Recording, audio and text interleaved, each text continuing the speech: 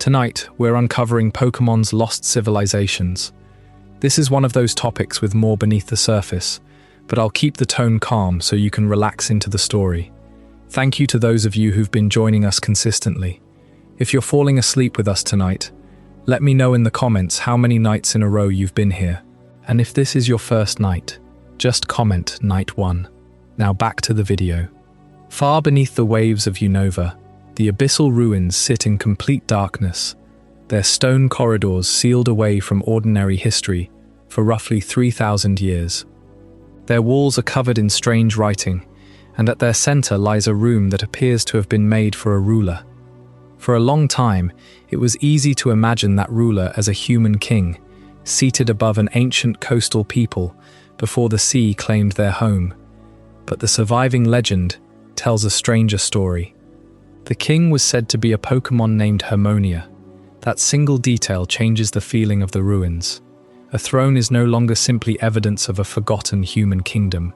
It becomes a remnant of a world where the line between people and Pokémon may have been understood very differently. The inscriptions speak in fragments, preserving pride, wealth, and loss. But never enough to explain how Hermonia ruled, who built the vast chambers, or why an entire civilization was left beneath the ocean. Elsewhere, another vanished people survive in even less detail. In an ancient desert culture, Heliolisk was treasured deeply. The memory remains in a short description. These people used the Pokemon's body to conduct electricity. It suggests temples lit by living current, or communities that learned to depend on a sun-loving Pokemon for warmth, power, and ritual.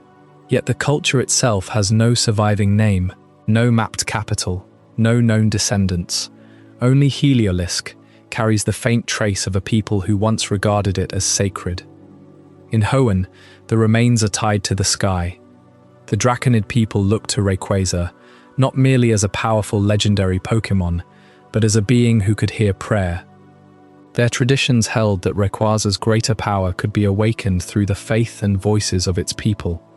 Their ancient structures, their ceremonies, and even their written messages point toward a civilization whose understanding of dragons reached far beyond anything preserved in modern Hoenn. Some of those messages remain unreadable. They belong to a language that seems to have fallen silent across more than one region. Temples separated by oceans appear to share familiar designs, as though distant peoples had once followed the same architectural plan. Palaces remain, symbols remain, but the speakers are gone. At about the same distant point in history, the Paldean Empire was rising far to the west. Paldea's oldest mystery, however, was already unimaginably old. The Great Crater had scarred the land around 1 million years earlier, created by an event nobody can clearly name. Much later, an expedition led by Heath reached its depths. There, stories of strange Pokémon and miraculous herbs emerged from Area Zero, carrying the first hints of forces that would eventually be known through Terastal. Holds a different kind of silence. Its old tales speak of a hero who stood against Arceus alongside 10 noble Pokémon blessed by Lord Sinnoh. It is one of the most extraordinary battles in the region's memory, yet its reason, its outcome, and even the hero's identity have faded almost completely away. A story survived, but its meaning did not. Perhaps that is what makes Pokémon's ancient world feel so vast. The ruins do not simply hide treasure, they hide missing explanations. A king beneath the sea, a desert people whose electricity came from a living creature, dragon worshippers who called to the sky, a hero who battled the being, said to have shaped the world. And between them all, there is the quiet possibility of something older still, a civilization that may once have stretched across the entire planet, leaving behind the same stone patterns, the same unreadable words, and no clear record of how it disappeared. We begin with the oldest clue of all, a world whose ancient peoples may once have shared a single language. If you played through the Hoenn region, you encountered it as a puzzle, a sealed chamber beneath the seafloor, its walls covered in dots and dashes carved in stone, a script that no modern scholar can read, but which every ancient civilization, across every known region seem to understand. It connects the sealed chamber to the Cave of Origin, connecting Relicanth and Waylord, calling down a sleeping giant. But what else does it say? Beneath the familiar routes we walk in every generation, there is a deeper map. The same stone patterns repeat in Unova, Hoenn, Alola, and Galar. The same undeciphered script appears on tablets and tomb walls. The same warnings, carved by hands that have long since turned to dust. The ruins we know about are only the ones that survived. Their civilization vanished, but their creatures, their architecture, and their warnings remained. In Alola, ancient Tapu shrines still guard islands, though the people who first raised them left no name. In Galar, the stone circles and mysterious shrouded monuments hint that the darkest day was not just a catastrophe, but a punctuation mark on a far older history. And in the desert resort of Unova, a single entry in the Pokédex reveals that an entire city collapsed because of a Volcarona. The victims lingered on as Yamask, carrying faces that once belonged to someone. The disaster itself left no other traces, but the Pokémon that survived it still tells the story. This is the question that will echo through every palace and beneath every wave in this documentary. What disaster, or what process, is powerful enough to erase an entire culture, yet gentle enough to leave its temples standing and its Pokémon alive? A war would leave weapons. A plague might leave mass graves. A flood might scatter everything, but what we find is neither scattered nor destroyed. We find shelves of unreadable books, thrones for Pokémon kings, and ruins so carefully constructed that they seem preserved for a purpose, as if the inhabitants simply stood up and walked away, leaving only their written warnings behind. The shared blueprint is real. The architecture of the abyssal ruins doesn't resemble the style of Unova's own ancient castle, but it strongly echoes the sunken temple in Hoenn, the ruins of Alph in Johto, and the Solaceon ruins in Sinnoh. The same blocks, the same proportions, the same empty thrones. It suggests a single civilization that once spanned the globe, long before the regions defined themselves. A civilization that spoke a single language, worshipped similar forces, and then vanished so completely that the people we now call ancient were already looking at their ruins as mysteries of a lost age. The burned tower in Johto is a prime example. It wasn't built by a lost civilization in the strict sense, but its history is almost completely opaque. Centuries ago, it was struck by lightning and burned to the ground, killing 3 unnamed Pokémon inside. Those Pokémon were then resurrected by Ho-Oh as Raikou, Entei, and Suicune. The tower itself was never rebuilt. But why were those 3 Pokémon there? What were they protecting? The legend of the burned tower isn't just a story of a fire.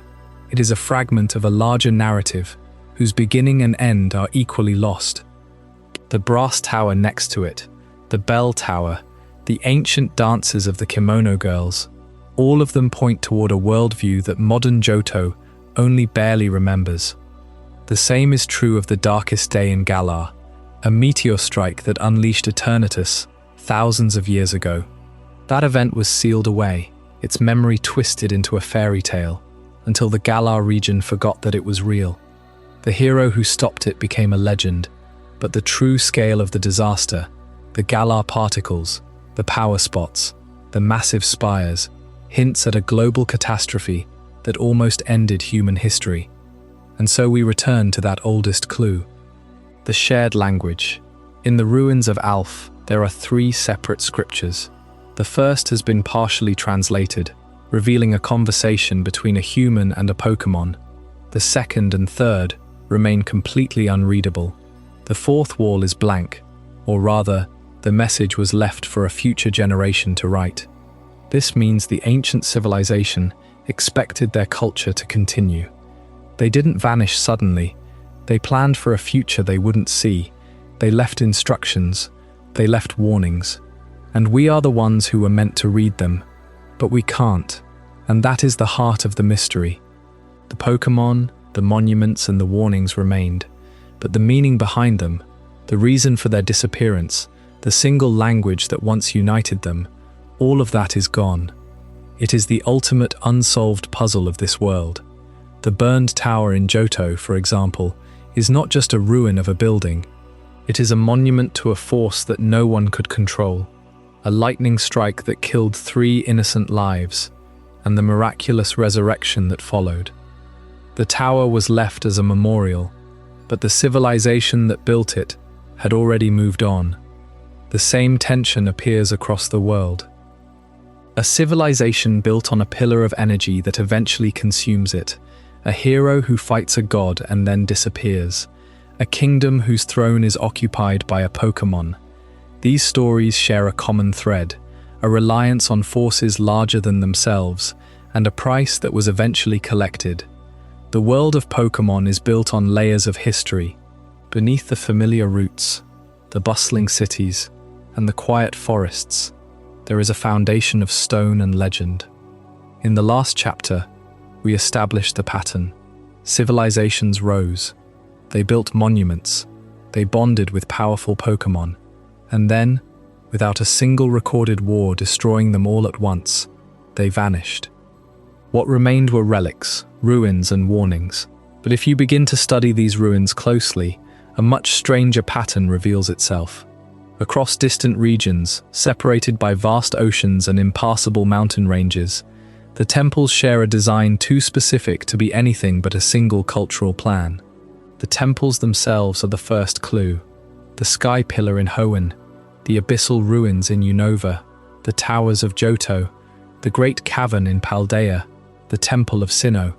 Each one is unique above ground, but they share an identical mathematical foundation. The angles, the placement of pillars, the alignment with the stars. It is a global standard of sacred architecture. Temples in the Hoenn region, built by the Draconids to honor Rayquaza, carry architectural motifs that appear again in the abyssal ruins deep beneath the Unovan Sea. The towers of Johto, the brass and bell towers, are arranged on a sacred geometry that feels intimately familiar when you stand in the ancient ruins of Paldea. This suggests that whoever designed these structures had access to knowledge that was evenly distributed across the entire planet. They were not just a collection of isolated tribes living in a vacuum. They were a civilization with schools, with priesthoods, with a single unifying vision of how to build a connection to the divine Pokémon that ruled their world. This was a world connected by something far older than any of our modern map lines. Today we think of the regions as fiercely independent. Unova has its own architecture, its own identity, its own league. Galar has its monarchy and its industrial revolution. Alola has its island trials. We think of these as entirely separate cultures, with entirely separate histories. But the ruins tell a different story. Before the regions became distinct, before the leagues and the borders, there was a global civilization. The Draconids of Hoenn, the desert culture that treasured the Heliolisk in Galar, the ancient Hisui people who stood before the Creator, the founders of the Paldean Empire who first breached Area Zero. They were all threads of the same fabric, a fabric that has now frayed completely. The most profound evidence of this unity is the language of the builders. By all accounts, they shared a single tongue, a universal language written in a script that appears on every major ancient monument we know of. But it is a language that has fallen completely silent. No one alive today can speak it. No scholar has successfully deciphered the full grammar of the abyssal script, the texts at the relic stone, or the glyphs on the walls of Area Zero. It is a dead language, locked tight, a stone wall between the modern world and its own deeper history. Consider the abyssal ruins. 3,000 years ago, a civilization flourished in the region now known as Unova. Deep underwater, a massive structure lies intact. It has a throne room. It has walls covered in this same silent script. We know the name of the king who sat there, Hermonia, and we know that he was a Pokémon. Not a human ruler with a Pokémon partner, but a Pokémon who was a king. The distinction is crucial. It tells us that the relationship between humans and Pokémon in that ancient world was fundamentally different from what today. The language describes a world where the boundaries were blurred, where power was shared in a way we cannot fully imagine. And then the civilization vanished. The ruins sank, or were built underwater. The language stopped being spoken. The story of how a Pokémon came to rule a human city is lost, locked in those carvings that shift in the deep ocean currents. The ancient Hisui people represent another thread. Their conflict with Arceus is one of the great unsolved mysteries of Pokémon history. A hero stood before the creator itself, alongside 10 noble Pokémon. An ordinary man named Volo made a pact with Giratina to attack the very fabric of reality, causing a rift in time and space. The purpose of this battle, its outcome in the grand scheme of the ancient world, is completely lost to time. Why did the hero fight? What was the betrayal that sparked the conflict? The Hisui people left behind tablets and carvings in the Temple of Sinnoh. They are written in the silent language. We know the events happened, the aftermath in the timeline, but the why, the how, the dialogue between the hero and the creator, it is gone, locked away in a grammar we cannot pass. The Hisui people did not just vanish, they wrote their goodbye, and we cannot read it. And here is what makes that silence so haunting. These inscriptions were not idle decorations, they were messages. Someone sat down with a chisel, or a brush, or a stylus, and carefully carved these symbols into the stone. They composed sentences. They wrote down their history. They recorded the names of their kings. They warned future generations of dangers within the world. They told the story of how Rayquaza saved them from the Meteor. The Draconid people of Hoenn believed their prayers could empower Rayquaza. Their entire culture centered on that belief, and they were right. When the Meteor came, it was their prayers, woven into the ancient language, that gave Rayquaza the strength to ascend to a higher state and destroy the threat. That power is called Mega Evolution. The Draconids knew how to unlock it. The secret was in their shared tongue, but when they vanished, the words went with them. Today, we can only achieve Mega Evolution through a specific bond and a stone. But the original method, the one tied to the shared global language, is completely unknown to us.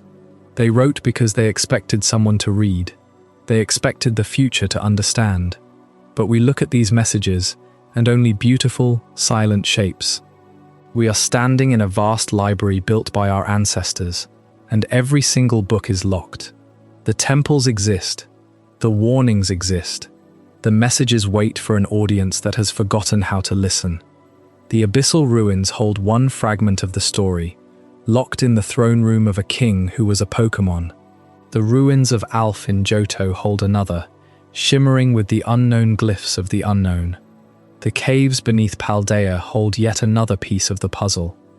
The first explorers of Area Zero, like Heath over 200 years ago, knew they had found something profound. They saw the Herba Mystica, the Titan Pokémon, the Terastal crystals, but the records they brought back were incomplete. The deepest secrets of Area Zero were never written down in a language we could understand. They were left in the silent script, carved into the walls of the massive cavern. We know there is a lost city buried in Paldea. We know an ancient empire explored it. But why did they build a city there? What did they find in the crater? The silent language is waiting to be heard. Each fragment holds a piece of the whole. The Draconids knew how to command the sky. The desert culture of Galar knew how to harness the sun. The Hisui people knew how to challenge the gods. The Unova kingdom knew how to live alongside a Pokémon king. The Paldean Empire knew how to venture into the abyss. These are not disconnected myths. They are chapters of a single book, a single history of a single world. A world that was connected, unified, and then lost. The silence is not the end of the story. It is the challenge. The next pieces of the puzzle are hidden in the tombs and the tunnels that these civilizations built to protect their knowledge from the chaos of the outside world. The answers are buried, waiting for someone to finally understand the words. That shared language, inscribed on walls and stelae across every known region, is only half the message. The other half is the architecture itself, the shape of the rooms, the emptiness of the halls. If the last chapter left us reading words we could not pronounce, this chapter asks us to walk through the rooms of a people who have left no record of their own departure. We can follow the trail of their abandoned palaces and ceremonial ruins across the entire world, and everywhere we go, the same pattern emerges. In Unova, the abyssal ruins sit beneath the sea, a perfectly preserved spiral of chambers descending into the dark. At the heart of this structure is a throne room. Modern history assumed this was a human king's seat, a monarch who ruled over a coastal civilization 3,000 years ago.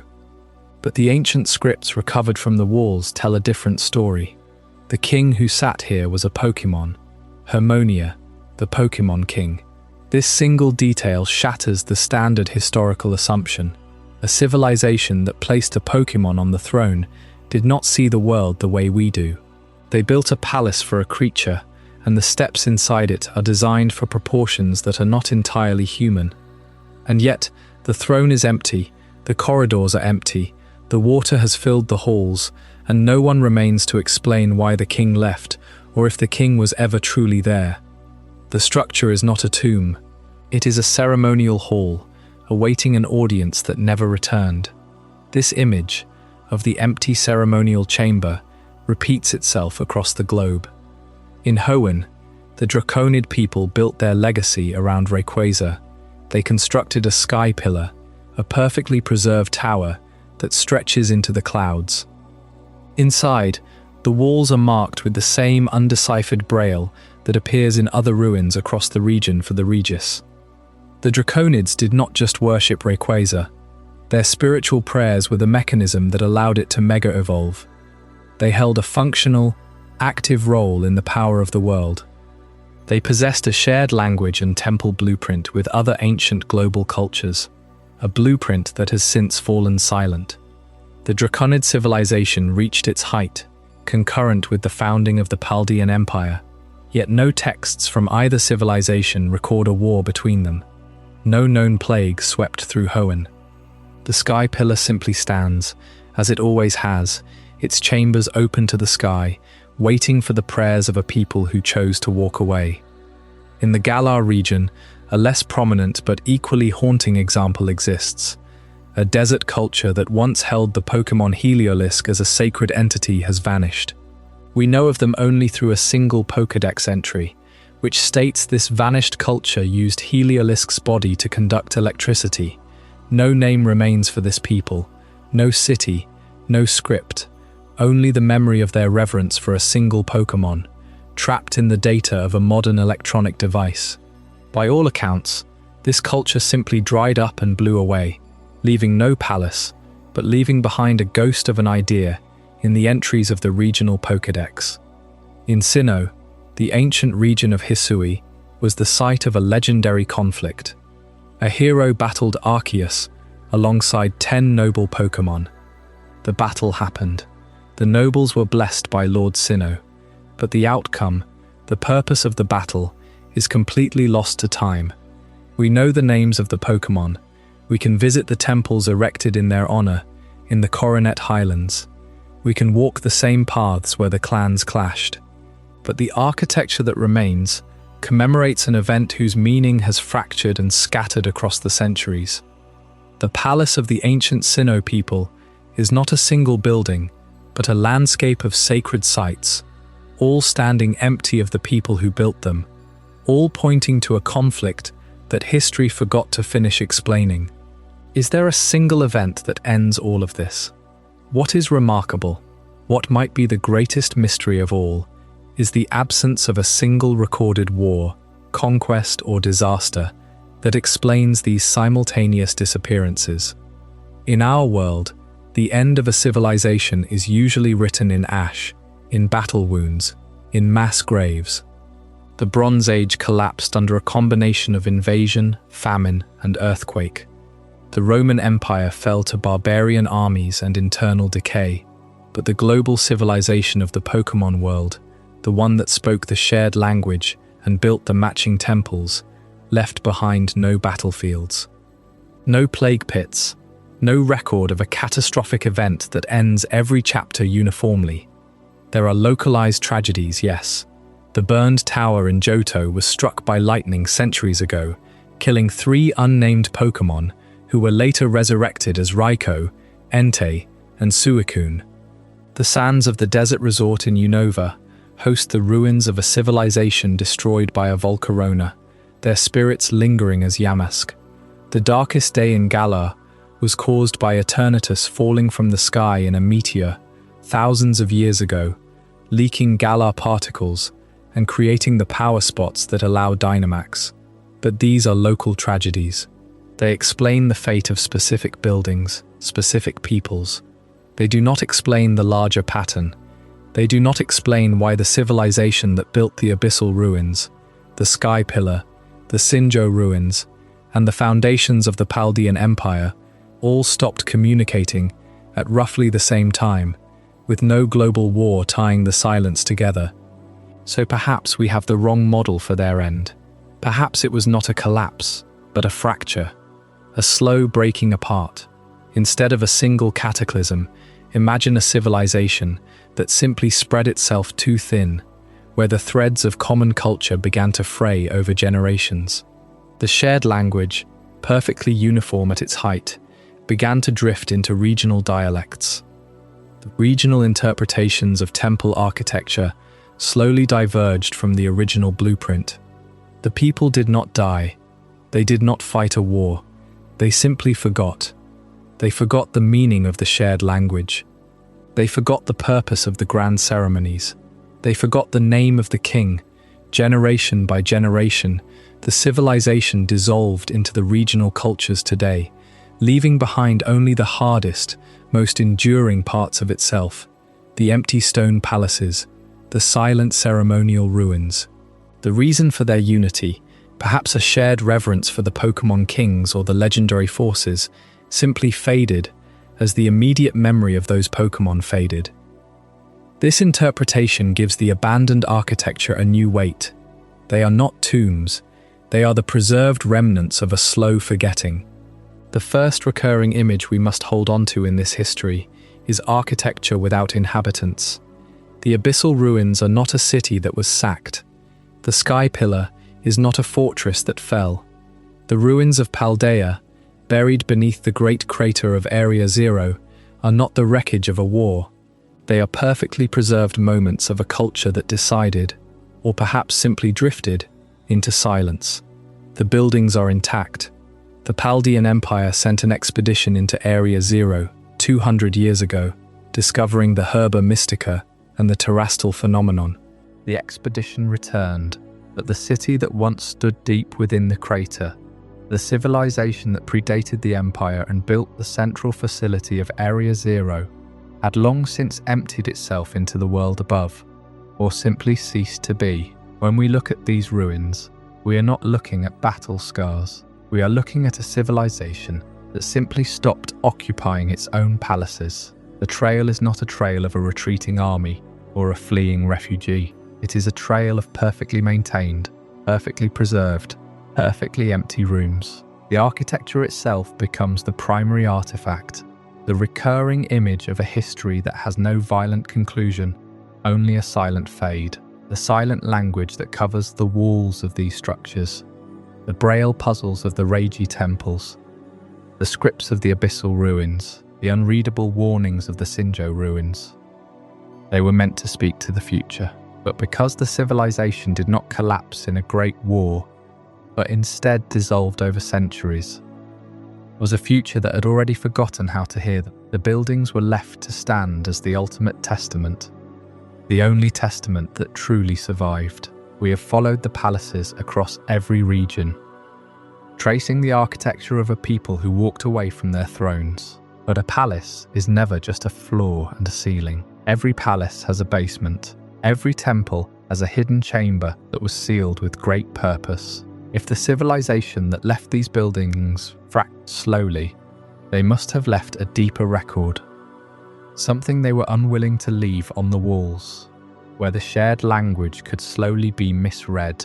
They took their greatest secrets, their deepest warnings, and they buried them. The history of the Pokémon world is written in its palaces, but the deepest truth of that history might only be found in the spaces they sealed away beneath the surface, in the dark beneath the palace floor. And in that darkness, the trail of empty rooms leads inevitably to something that was never meant to be found. The palaces we explored earlier all share one thing. They stand above ground, exposed to the elements, their ruins visible to anyone who wanders near. But there is a different kind of relic hidden in the Unova region. It lies not on a mountain or in a desert, but beneath the sea, far from the shoreline, deep beneath the waves, a submerged complex waits. To reach it, you must descend into utter darkness, following a path that feels intentional, as if the ruins themselves choose who can enter. These are the Abyssal Ruins.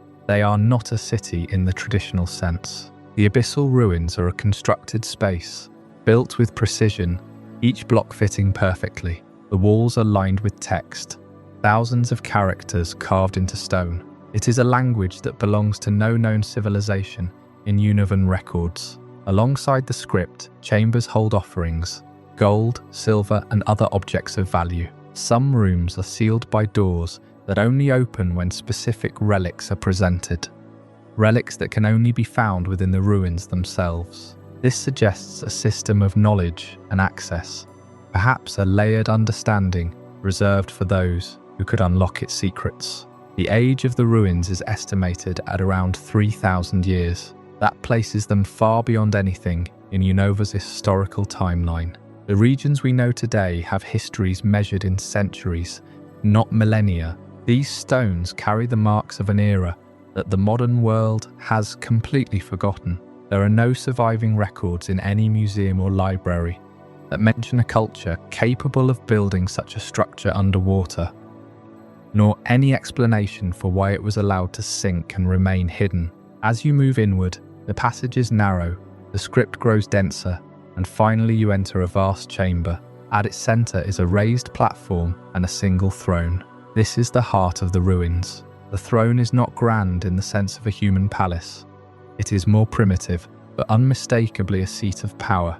The carvings here speak of a king, but not a human king. They name him Hermonia, and they describe him as a Pokémon. This changes everything we thought we knew about the civilization that built these halls. We are looking at the remnants of a society that recognized a Pokémon as its ruler. What kind of community would elevate a Pokémon to the throne? What role did this king play in the lives of the people? And why was his kingdom eventually submerged, preserved like a time capsule for future divers to find? The text on the walls of the throne room tells a fragment of a story. It speaks of a prosperous land, of harmony between humans and Pokémon. But it also hints at something else, a decision, a change, a moment when the king chose to retreat beneath the water. Whether this was a voluntary submergence or a catastrophic event is not clear. The script does not describe a war or a natural disaster. It suggests intention, as if the kingdom was put to rest deliberately. Sealed chambers still hold treasures that have not been touched in millennia. The mechanisms that guard them require items called relic copper, relic silver, and others, which are themselves found only within the ruins. This creates a circular system of discovery. You must explore the outer chambers to gather the keys that unlock the inner ones, and as you progress, more of the writing becomes legible, as though the ruins are revealing their secrets step by step. The deepest chamber, the throne room, only opens when all the relics are brought together. It is as if the builders wanted only the most determined seekers to reach the center. The Abyssal Ruins raise questions that extend beyond Unova. Why here? Why underwater? And why leave behind such an elaborate archive if there was no intention for it to be found? The presence of a Pokémon king challenges the typical narrative of human-dominated ancient societies. It suggests a relationship with Pokémon that is fundamentally different from the one today. It implies partnership at the highest level of governance. These ruins offer a rare glimpse into Unova's forgotten past, but they also point to something larger. In other parts of the Pokémon world, similar anomalous structures hint at civilizations that chose unusual locations for their monuments, places that were not easily accessible, perhaps deliberately hidden. The writing in the abyssal ruins shares characteristics with script found elsewhere, though the link is not yet proven. The descent into the water is only one step on a much larger journey, one that continues to unfold as we examine other relics that have yet to give up their secrets. The abyssal ruins are not just a collection of flooded chambers. They are a monument built around a single point of power, a throne, and a throne demands a ruler. The writings scattered throughout these ruins don't just record, they name the one who sat in that seat of power. For a long time, modern history quietly assumed the king of the abyssal ruins was human. It made sense. A king, a throne, a civilized structure. It fits our expected template of ancient society. But the relic crown and the stirrings of genuine lore, the actual texts found inside, tell a different story. The ruler remembered here was not human. The king of the abyssal ruins was a Pokémon. His name was Hermonia. This demands a complete reframing of what we think this civilization was. This was not a human society that merely worshipped Pokémon. This was a society that accepted the authority of a Pokémon in the most concrete way imaginable. They built a kingdom around a non-human ruler, and this raises an uncomfortable series of questions that scholars and explorers are still debating. Did Hermonia rule alone over a population of humans and Pokémon? Or did the king rule beside human rulers, perhaps as a spiritual counterweight or a figurehead of divine power? Was Hermonia a king born through ritual, called to the throne by a people who recognized a wisdom beyond their own? Or is the title of king a human translation for something we have no word for? A role that combined legend, authority, and the very identity of the land itself. The throne itself remains. Cold stone, shaped by the currents, embraced by the darkness of the deep. The fact that Hermonia sat there stands as a testament to the history we inherited.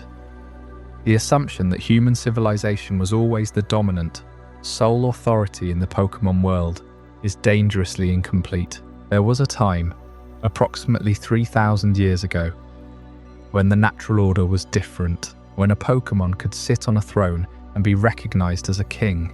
If the abyssal ruins challenge our idea of who ruled in the ancient world, other ruins challenge our idea of how they lived. The same currents of time that submerged the throne of Hermonia also buried entire cultures under different conditions. The desert sands of Galar, for instance, hold the memory of a society that vanished completely, leaving behind only the echo of their most treasured partner.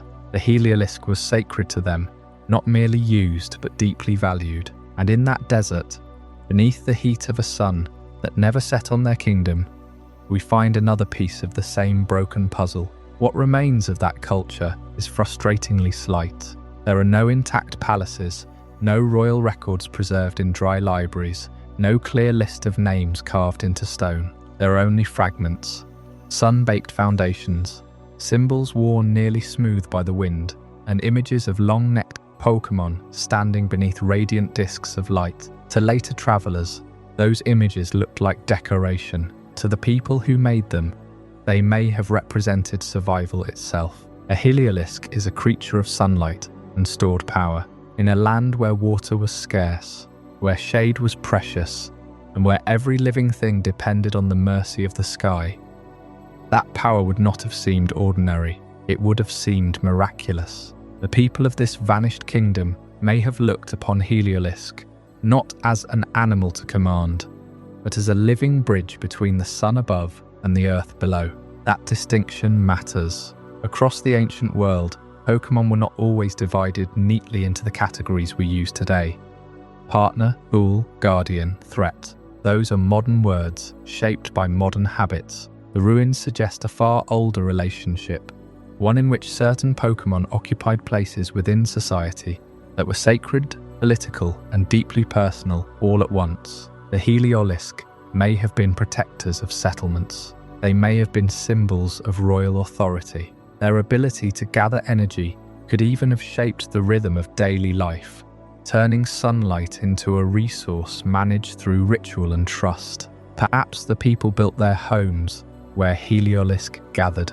Perhaps their leaders claimed legitimacy through a connection to them. Perhaps every great decision was made under the watchful gaze of the creatures they believed carried the strength of the sun. And then the kingdom disappeared. The desert does not preserve explanations, it erases them. Sand enters doorways, fills courtyards, buries roads, and slowly turns a living city into uneven ground. What survives is rarely enough to tell us why a civilization fell. Drought, war, migration, disaster, or a change in the land itself could all have played a role. But the continued presence of Heliolisk imagery tells us what the people refused to forget.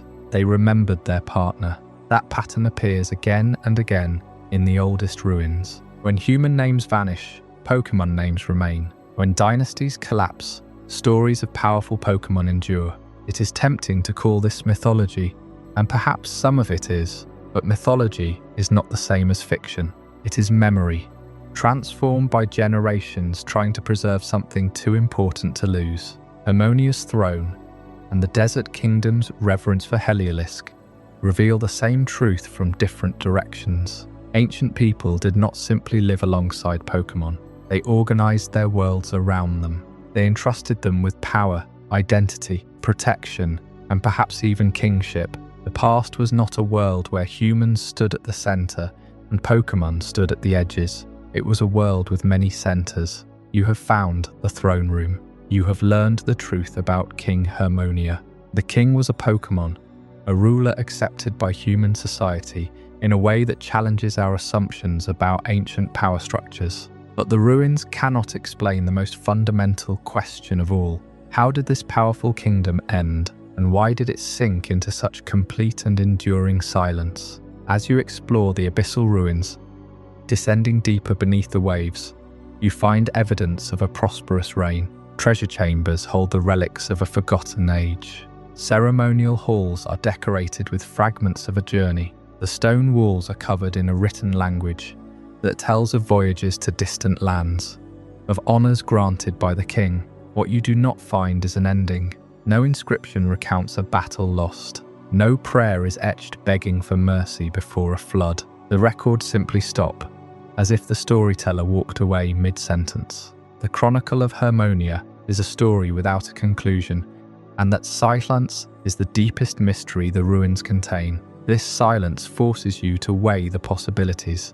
A natural disaster is the most straightforward. A sudden shift in the seafloor, a tsunami of immense scale, a volcanic event that sank the land. It would explain why the ruins are so perfectly preserved, sealed away from air and time by the cold ocean.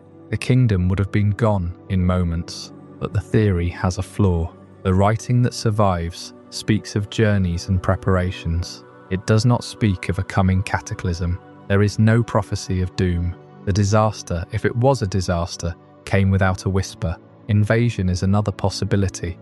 Though evidence is frustratingly thin, the weapons of the era are not found among the offerings. The doors to the inner sanctum are not broken from the outside. There is no skeleton of a final guard. Perhaps the conflict was political, a quiet collapse of trade, or magical, a conflict between forces that left no physical scar but erased the people. The relic items found here are also found in the relic castle. Could these two remnants of a past age tell a connected story of decline? Abandonment is a quieter tragedy, the people leaving one by one as the kingdom's purpose faded, the king remaining on his throne, a ruler waiting for subjects who never returned. There is a profound loneliness in this theory. The ruins feel like a waiting room, not a battlefield, or a gradual collapse, a slow decay of the culture itself, the inability to write the history matched by the inability to live it, the language dying as the last fluent speaker passed away, the rituals performed incorrectly, then abandoned. The game offers you no single certain answer. It is this ambiguity that makes the ruins so haunting. You are left to wander the halls and read the fragments, constructing your own theory from the broken pieces. The writing on the walls connects directly to a wider mystery you encounter across every region, the mystery of undeciphered ancient languages. Dr. Kaido studies these same symbols, and his work allows you to understand the fragments the game presents. But the full complexity of the language, its grammar, its final statements, these remain locked away. It is part of the same pattern as the Regi Braille in Hoenn, the ancient text of the Sinnoh ruins, the shared blueprint of a global civilization that once spoke one tongue and then fell silent. The abyssal ruins are a node in this network of silence. What if the deepest message is not a record of the past, but a final transmission, a warning about the powers studied in those final days, a plea to whoever found the throne? The thought is deeply unsettling.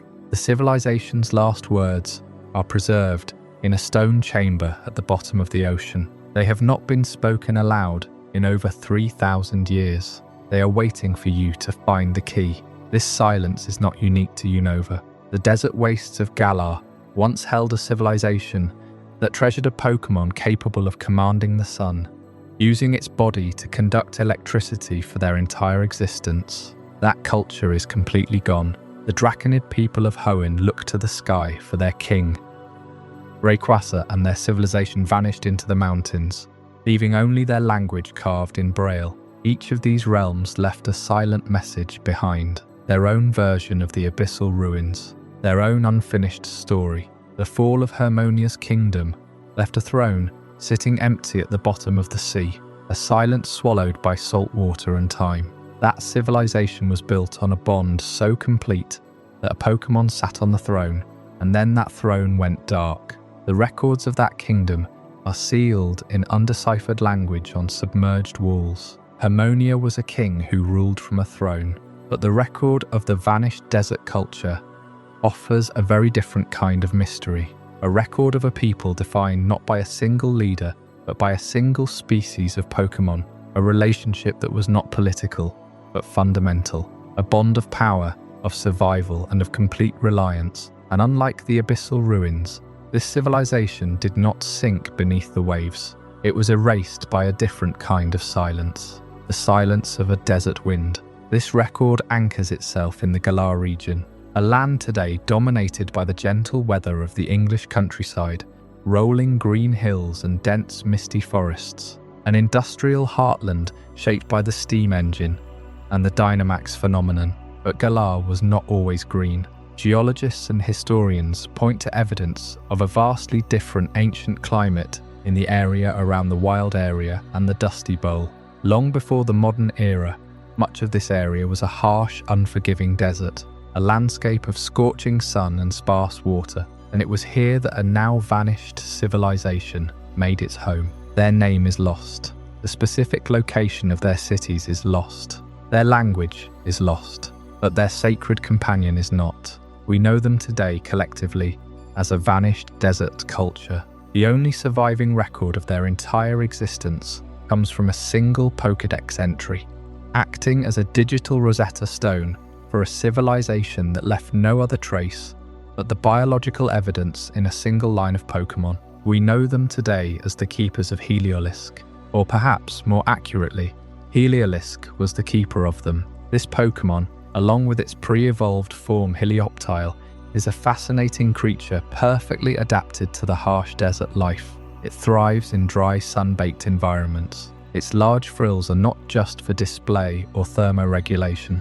They are biological solar panels and capacitors, designed by evolution to harvest the most abundant resource in the desert, sunlight. A single Heliolisk, through its frills and fur, can generate, conduct, and store enough electricity to power an entire skyscraper.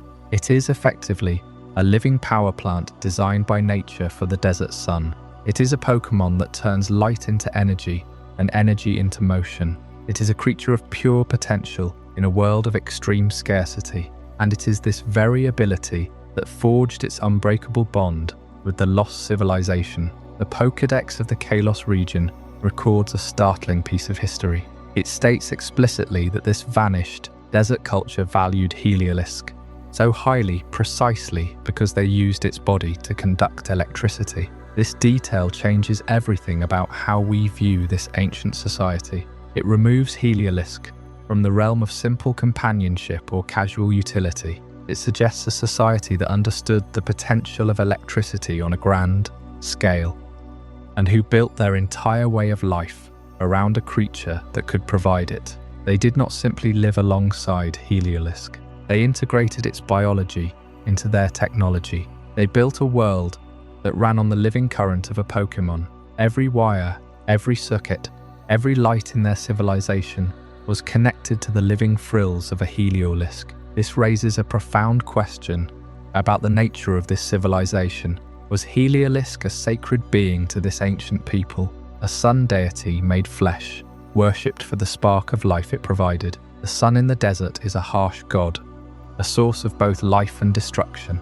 To harness a Pokémon that could draw power from that sun might have been seen as a divine blessing, a direct connection to the forces of creation. Or was Heliolisk a purely practical source of power, a generator harnessed to run the lights of a city, the tools of a workshop, or the pumps that drew water from deep underground? In a desert environment, a reliable source of energy is not just a luxury. It is the single determining factor between survival and extinction. The ability to pump water, to cool shelters, to preserve food under the brutal sun. A society that could draw on Heliolisk for this power would have a significant advantage over those that could not. The relationship between the desert culture and Heliolisk poses an uncomfortable question about Pokémon domestication. We often think of ancient civilizations as being in perfect harmony with Pokémon, but the word used in the Pokédex entry is very deliberate.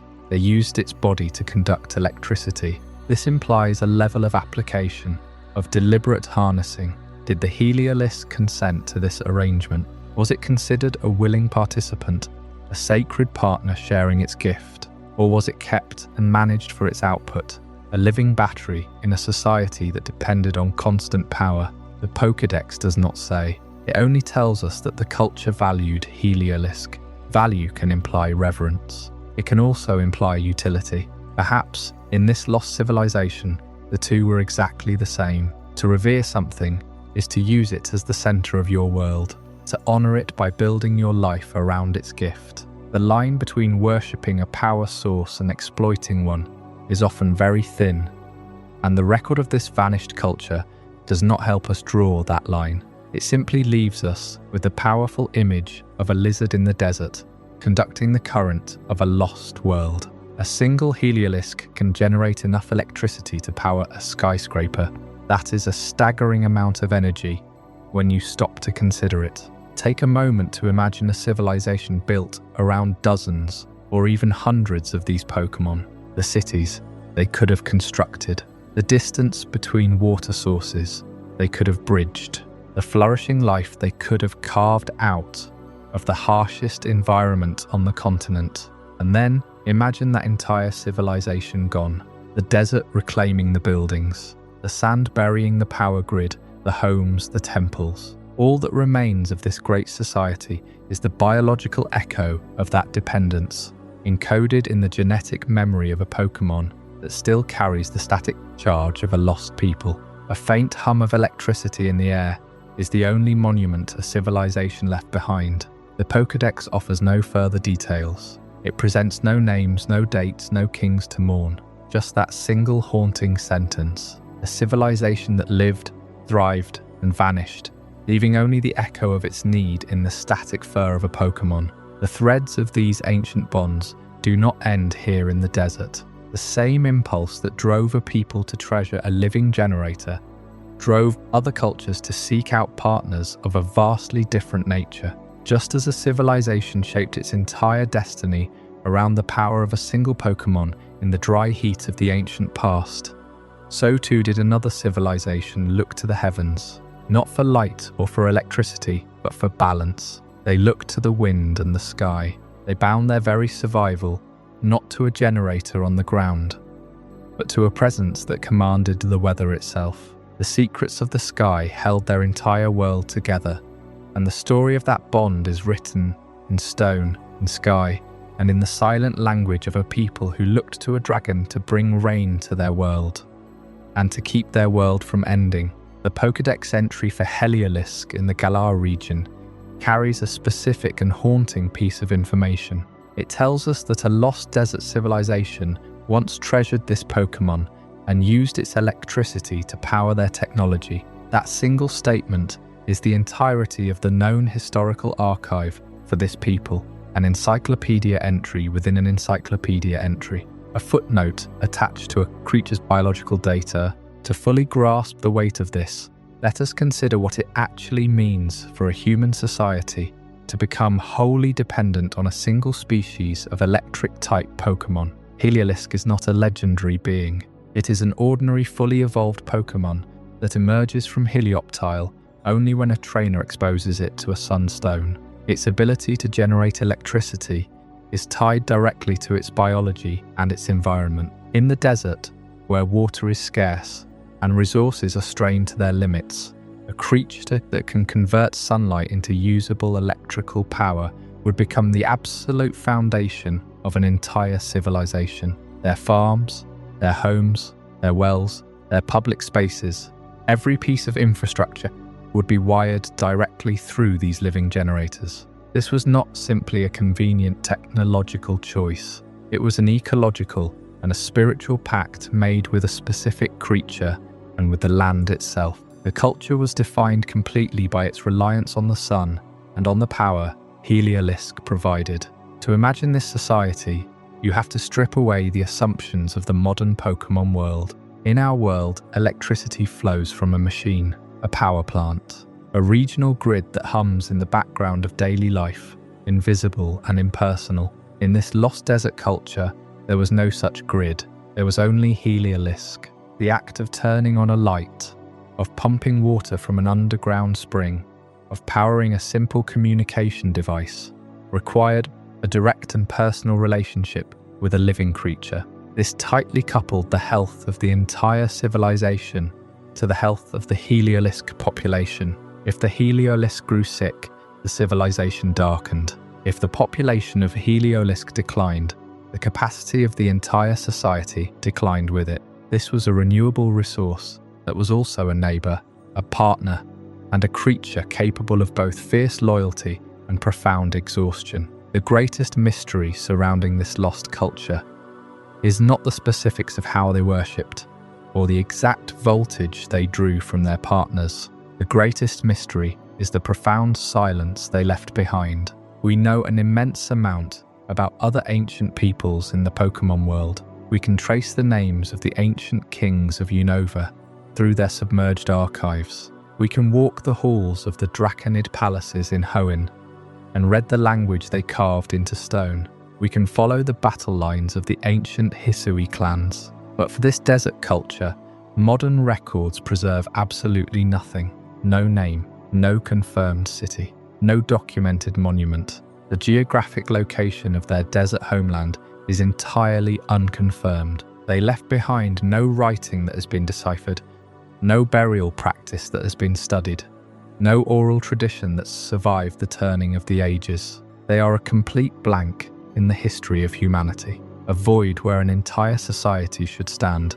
Imagine it, a desert society whose greatest achievement was the civilization itself.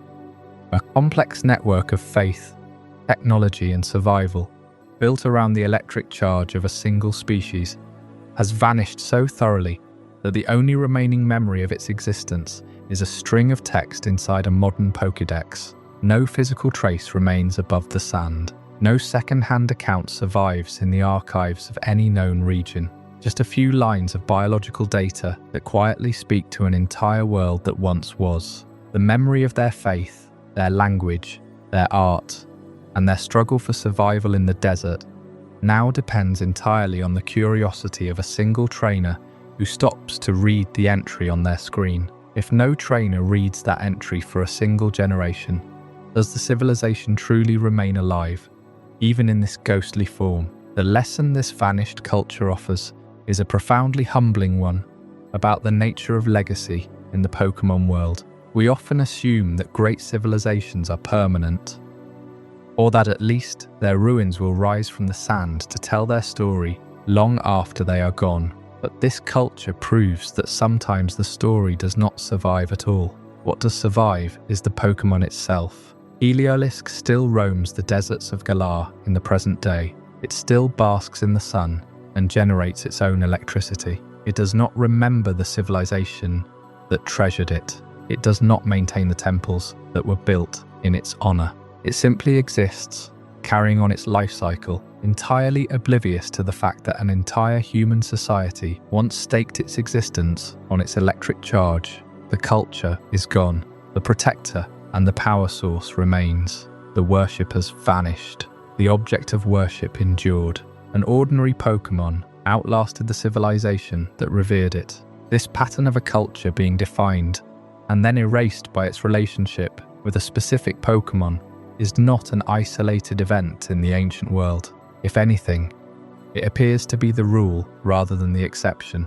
We find evidence across the globe of civilizations that built their entire identity around a specific bond with a particular Pokémon or energy source. Some of these cultures left behind grand palaces that still stand. They left behind temples whose architectural blueprints are nearly identical despite being separated by vast oceans. They left behind a written script that has fallen completely silent, a language that no living being can read.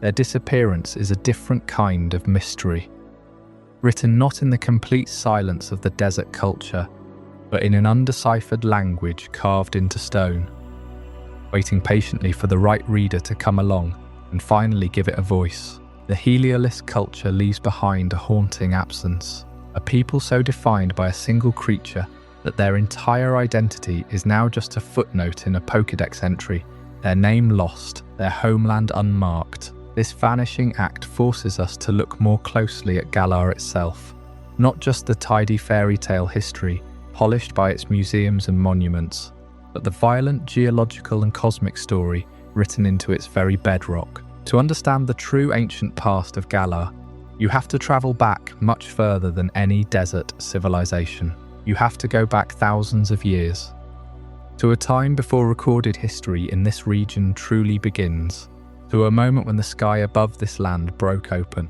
A meteor descended from the heavens and crashed into the earth with an impact that shook the very foundation of the continent. But it carried no ordinary rock.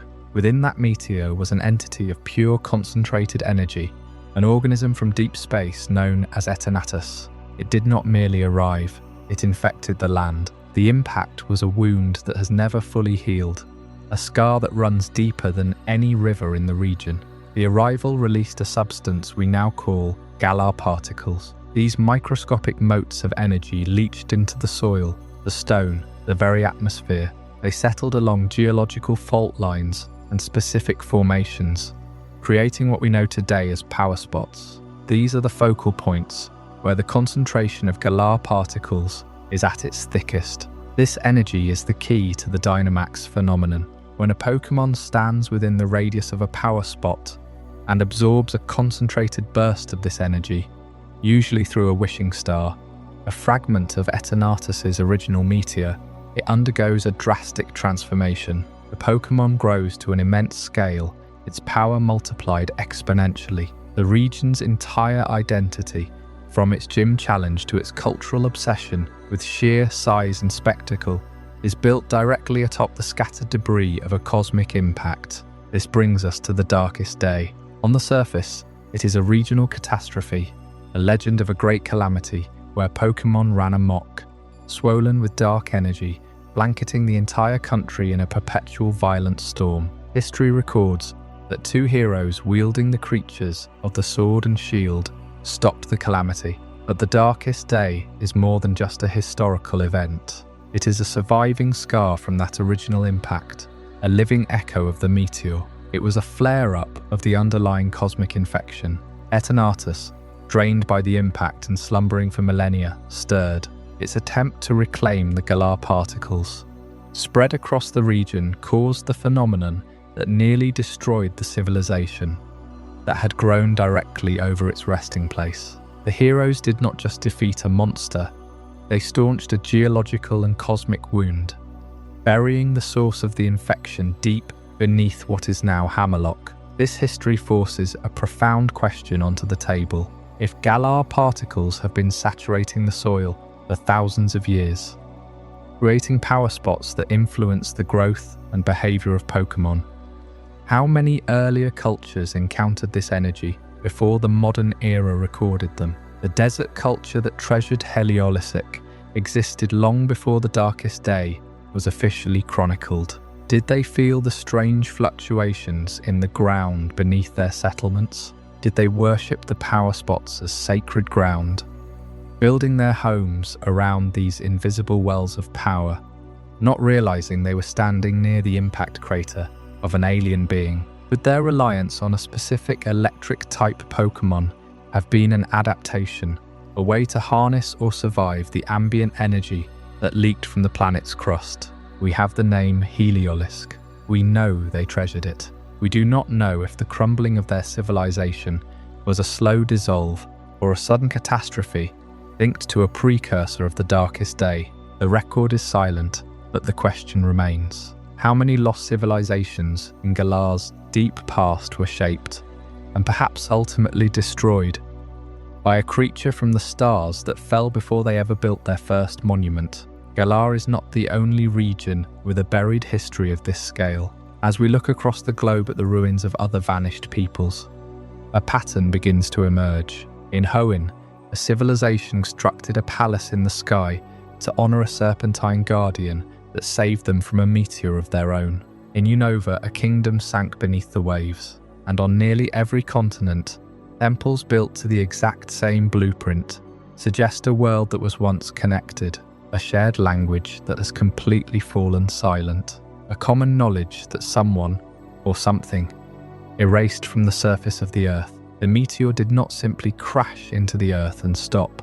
What fell from the sky that day was not just a stone, it was a seed made of Galar particles, and at its heart slept the creature we now call Eternatus. The impact itself was a cataclysm, but the transformation of the land was far slower, far stranger, and far more terrifying for the people who lived through it. To understand the true weight of the darkest day, we have to strip away everything we know about Dynamax. We have to forget the energy symbols, the power spots, the gym challenge. We have to forget the hero with the sword and shield.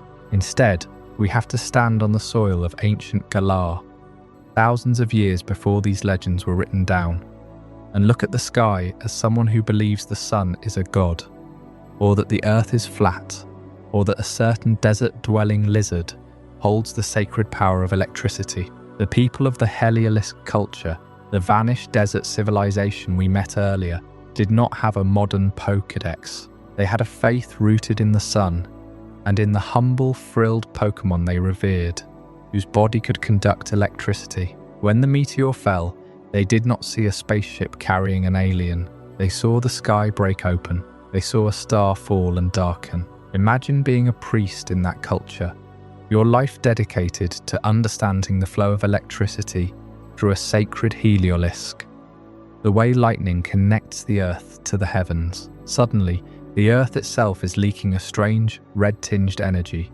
Pokémon that were once docile grow to grotesque, colossal sizes. They glow with an aura that feels less like life and more like a wound in the world. Your sacred knowledge of Heliolisk offers no explanation for this chaos. You cannot Dynamax your Heliolisk. There is no champion. There is no league. There is only raw, untamed power spilling out of the ground, warping everything it touches. The stories we are told later try to impose a clean narrative onto this chaos. The hero, wielding the rusted sword and the rusted shield, battled the darkness. Zacian and Zamazenta drove Eternatus back into the earth. Good triumphed over evil. But the ancient terror existed before the happy ending. It existed for the generations who fled the growing forests of the slumbering Weald, who watched their neighbours grow to the size of mountains and crumble their homes. The battle against Eternatus was likely the final act of a very long nightmare,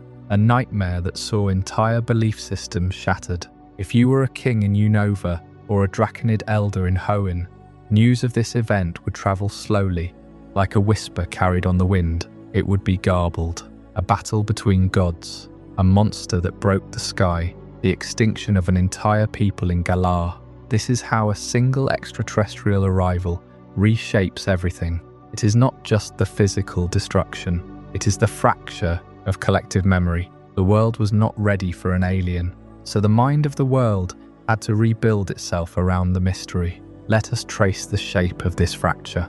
Religion first. The Heliolisk culture's faith in the sun and their animal totem was vaporized by an event they could not process. A culture that relies on the predictable flow of electricity from a specific Pokémon has no framework for a power spot that turns that Pokémon into a giant. Their people vanish. Perhaps their faith never recovered.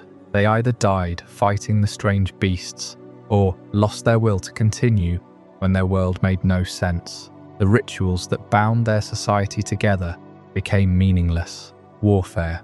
Before the darkest day, conflict in Galar was likely fought between small tribes, using the natural strength of their native Pokémon. Borders were fluid, lands were shared.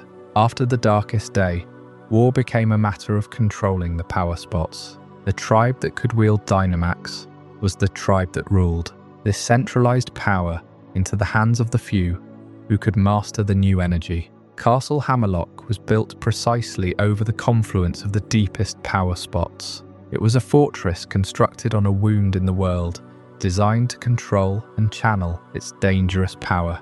The architecture of the region is not artistic expression.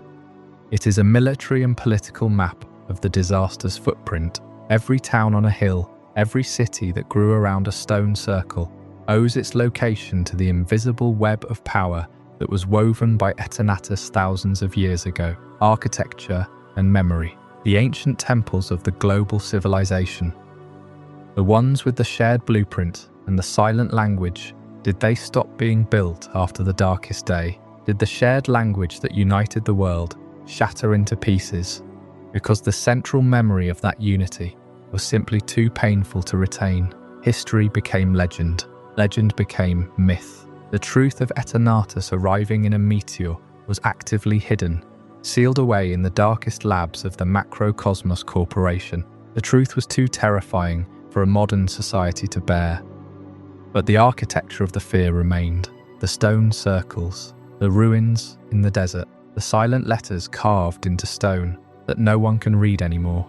The classic fairy tale of the hero and the monster tries to give us a satisfying conclusion. But look at the history of Johto, where the burned tower stands. The 3 unnamed Pokémon died in a fire. They were resurrected as legendary beasts by Ho-Oh. That is a story of hope. The darkest day offers no such redemption for the Heliolisk people. No legendary Pokémon descended to save their desert kingdom. No Ho-Oh resurrected their sacred lizard. They simply vanished, swallowed by a world that had become alien to them. Galar's lost desert culture, the people who treasured Heliolisk, are the perfect ghost for this tragedy. They lived in the long shadow of this ancient cosmic wound. They are the civilization that did not make it to the Age of Heroes. They are the ones who did not get a legend. Their entire existence is reduced to a single Pokédex entry. The frills on its head act as antennas. It can send and receive electric waves with its kind. That is the final word on a lost people. We can only speculate. Did they sacrifice their Heliolisk to try and stop the darkness? Did they try to drain the strange energy of Eternatus through their sacred lizards, only to be destroyed by the overload? Or did they simply watch, helpless, as the sun they worshipped was eclipsed by an alien red star? Their silence is the most haunting echo of the darkest day. It tells us that for every story of a hero who stood against catastrophe, there are 1,000 stories of people who simply saw the catastrophe and were utterly erased by it.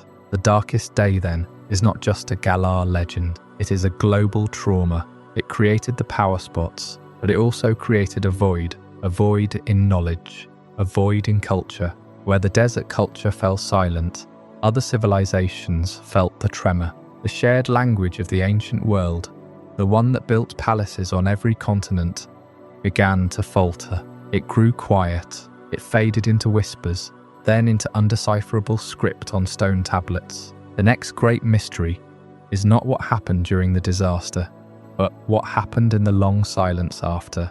A civilization that once ruled the entire planet, speaking one language, building one type of temple, watched the sun go dark over Galar and never spoke again.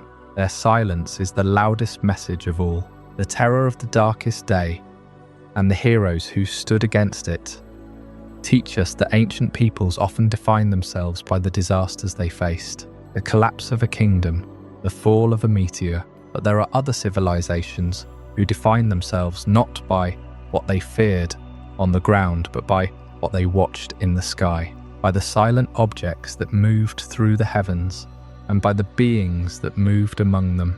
Our story takes us now to the Hoenn region, to a people whose bond with a legendary Pokémon was so complete that it shaped their entire identity.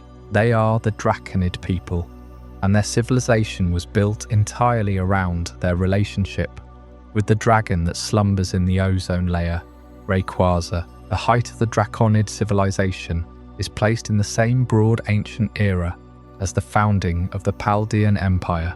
This was a time when the great powers of the ancient world were establishing themselves across the globe, while the Paldeans explored the depths of the Great Crater and began their first expeditions into Area Zero.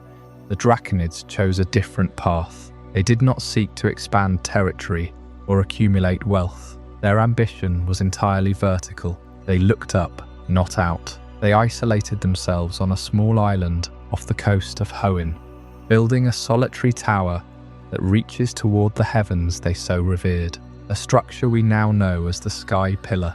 Their identity centered entirely on the sky. They were students of the heavens, tracking the movement of meteors and the passage of comets with a precision that must have required generations of careful observation. They understood the rhythm of the cosmos in a way that modern science is only now beginning to rediscover. Dragons were their sacred partners, and the most sacred of all was their guardian. Theirs was a society built on ritual memory. Knowledge was not merely written in books. It was woven into bloodlines, passed down through specific dances and chants, through prayers and inherited burdens meant to preserve a direct, spiritual connection to their legendary protector. The lawkeeper of the Draconids held the entire history of their people in their mind, knowing that the words themselves held power. Today, what we know of the Draconids is fragmented. The Sky Pillar stands as their greatest monument, a series of crumbling floors that spiral upward into the clouds. The chambers beneath Meteor Falls hold altars and murals dedicated to their ancient ways. Within these spaces, they left inscriptions in a script that appears far beyond Hoenn. This is the same undeciphered language used by the vanished global for civilization we have touched on before. A shared method of recording sacred knowledge that has since fallen completely silent. The lore of the Draconids is carried on by a single known descendant in the modern era, a woman named Sinnoh, the last lawkeeper. She inherited the rituals, the secrets, and the burden of communicating with Rayquaza. But even she, the direct heir to thousands of years of oral tradition, cannot fully translate the most ancient texts of her ancestors. The silence of their deepest language is the barrier we cannot cross. The most profound secret left by the Draconids is their ability to enable Rayquaza's mega evolution. We know that a crisis arrived from beyond the planet. A meteor carrying the extraterrestrial life form known as Deoxys entered Hoenn's atmosphere. The lore passed down through the Draconid bloodline describes how their people channeled their collective will into a very specific prayer. This ritual allowed Rayquaza to undergo its mega evolution, a transformation that gave it the power to shatter the asteroid. The implications of this are staggering. A human civilization held the key to unlocking the true potential of one of the most powerful legendary Pokémon. This implies a level of symbiotic harmony that we rarely see in the modern world. The bond between humans and Pokémon in this ancient culture must have reached a pitch of spiritual synchronization that amplified power far beyond normal limits. The Draconids achieved this as a civilization. Every member understood their role in this cosmic partnership. They were the Watchers. They were the ones who gave Rayquaza the clarity and strength it needed to act as the planet's shield. But like so many civilizations that dedicated themselves to a single purpose, the Draconid society eventually faded. The exact cause of their decline is not recorded. There are no grand stories of a war that destroyed them. No single cataclysm that wiped their cities from the map. They simply ceased to exist as a distinct culture, their people scattering or being absorbed into the broader population of Hoenn. What remained was the memory, the fragments, the temple, and the air. This is the pattern of the lost civilization, a peak of power and understanding, a deep connection to the legendary, and then a slow descent into silence, leaving us with questions we may never fully answer. The Draconid story is one of looking up, of maintaining a silent vigil over the planet, and of holding a sacred power that eventually faded from living memory. They watched the sky for a threat from space, but across the world, in the ancient region that was once called Hisui, another people faced a threat that came not from the stars, but from the very beginning of creation. A hero stood against the creator of the universe, fighting alongside 10 noble Pokémon in a conflict whose purpose has been completely erased from the pages of history. Before we dive deeper into this incredible journey, I'm curious, where in the world are you watching this from? Drop a comment below and let our global community know.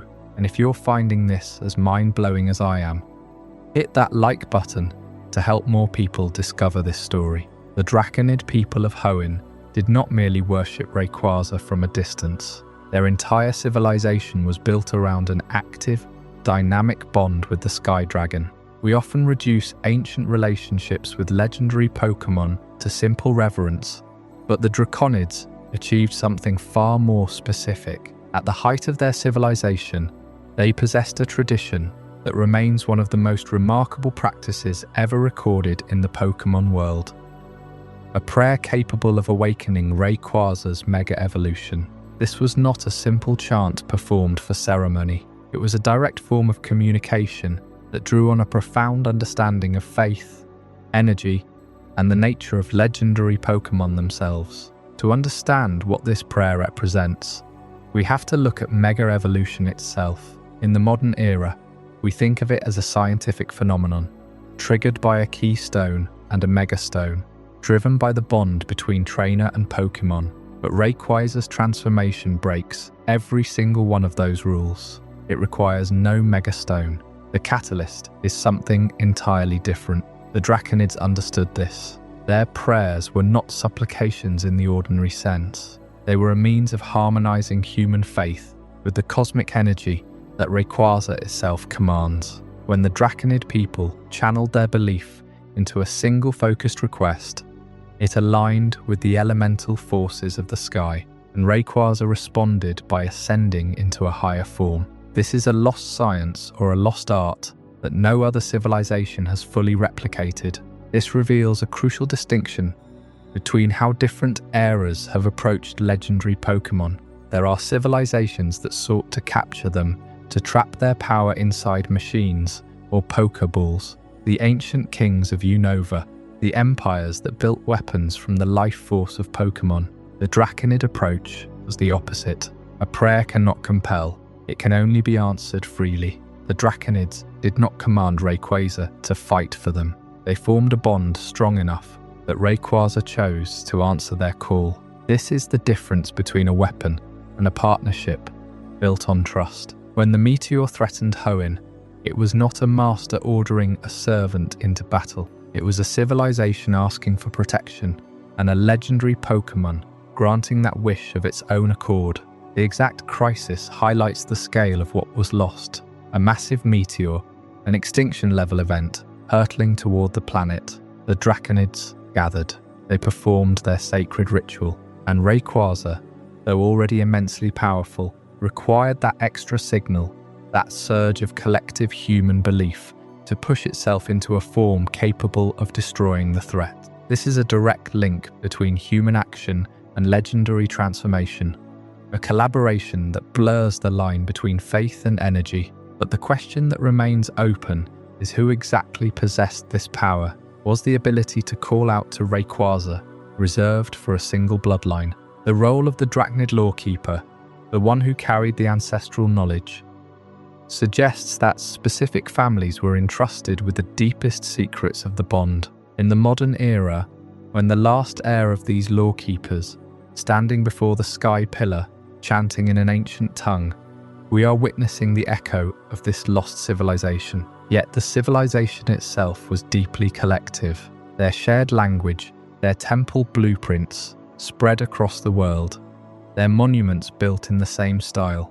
It is entirely possible that the prayer was not a secret spell, but a cultural birthright, a skill every Drachnid understood at some level. The Lawkeeper might have been the one to lead the prayer, but the strength of the prayer came from the collective faith of the people. We simply do not know if this was the work of a chosen few or an entire civilization united in a single voice. And here is where the mystery deepens further. The Drachnids did not exist in total isolation. The symbols on their temples, the structure of their language, bear striking resemblance to ruins found in other regions. A shared blueprint, a shared silence. If the Drachnid prayer was part of a global understanding of how to speak to legendary Pokémon, its loss represents a far greater tragedy than the fall of a single culture. It suggests a connection between civilizations that we can no longer trace. What makes this specifically haunting is that the Draconid civilization faded, their cities crumbled, their language went silent. The exact tonal patterns, the specific words of the prayer that resonated with Rayquaza's energy have not been heard in thousands of years. We know it worked. We have the historical records, from the ancient Meteor event to the carvings in the sky pillar, but the knowledge itself is gone. It was preserved only in Braille, in murals, in fragments of legend that modern scholars can point to but cannot fully recreate. The Draconids are far from the only civilization to leave behind such profound questions. Across the world, specifically in a cold northern region that later would be called Sinnoh, other ruins whisper of a similar bond between humanity and entities that we now barely understand. A hero who walked alongside noble Pokémon, a battle against a creature that many cultures simply called the Original One. The details of what happened there may be even more veiled than the Draconid prayer, but the pattern is the same. A civilization that understood something we have forgotten, that touched a power they did not ultimately survive. The Draconid people placed their faith in a prayer that could resonate across the stratosphere. Their rituals were not passive requests. They were active, harmonious calls to a guardian who lived beyond the reach of ordinary weather, beyond the atmosphere that shelters us. But this relationship was not born from simple reverence for a powerful creature. It was forged in a specific, pervasive terror. The sky to the Draconids was never just the source of rain or sun. It was a highway for annihilation. Before Rayquaza was the wielder of Dragon Ascent, before the Delta episode revealed the asteroid, the deep past of Hoenn holds a crisis that predates even the great clashing of Groudon and Kyogre, or perhaps it caused that primal war. The ancient texts and the very structure of the Sky Pillar point to a single moment that defined their entire civilization. The moment a world-threatening meteor descended. This was not a gradual change. This was a burning tear in the fabric of the heavens, a rock from space carrying the promise of extinction. Human knowledge could not stop it.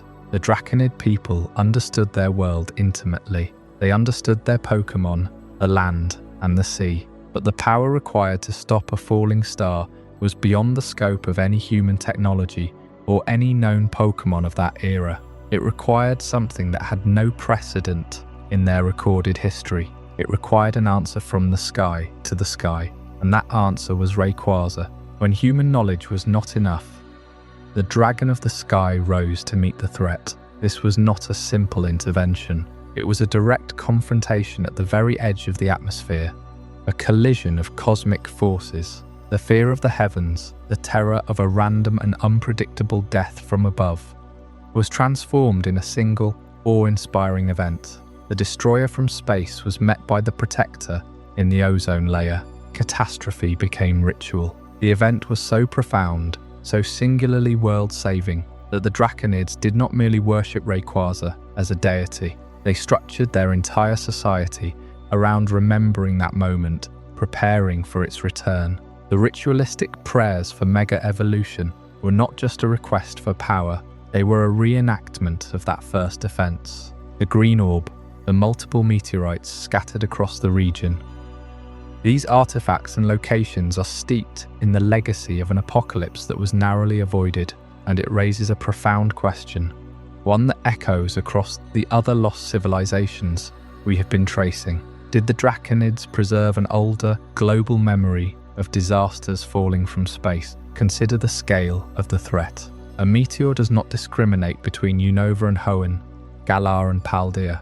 The Heliolisk Desert culture, the civilization in the abyssal ruins, the people of the Paldean Empire standing before the Great Crater.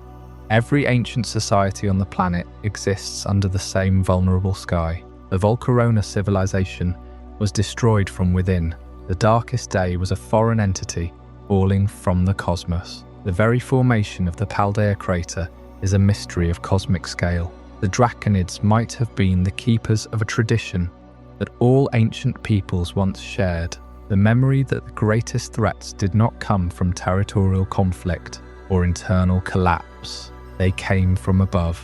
Their reverence for Rayquaza is the most intact, most actively practiced ritual of this cosmic awareness. While other civilizations built towers to reach the heavens or buried their fears in sealed ruins, the Draconids looked up and sang. The Sky Pillar stands as a testament to this singular focus. It is a structure built not for defense, not for habitation, but for contact, a direct line to the Guardian, who waits above the clouds. Every floor, every wild Pokémon encountered on the climb reinforces the isolation and the purpose. The Draconid civilization did not vanish because they failed. They seem to have faded as their specific crisis became a distant memory, their practices absorbed into myth, their language falling into silence as the shared global blueprint of the ancient world fractured. Yet the mystery remains. The fear that shaped them, the meteor that nearly ended everything, is the same fear that likely shaped countless other structures, rituals, and legends across the world. The knowledge of what falls from the sky and what rises to meet it was once the shared burden of every civilization before the silence fell. Rayquaza rose into the sky, and the meteor was broken apart over Hoenn. The crisis passed, thanks to the prayers of the Draconids and the power of the Sky Dragon. But what happens to a civilization after its defining moment of faith has been answered, and the crisis is averted?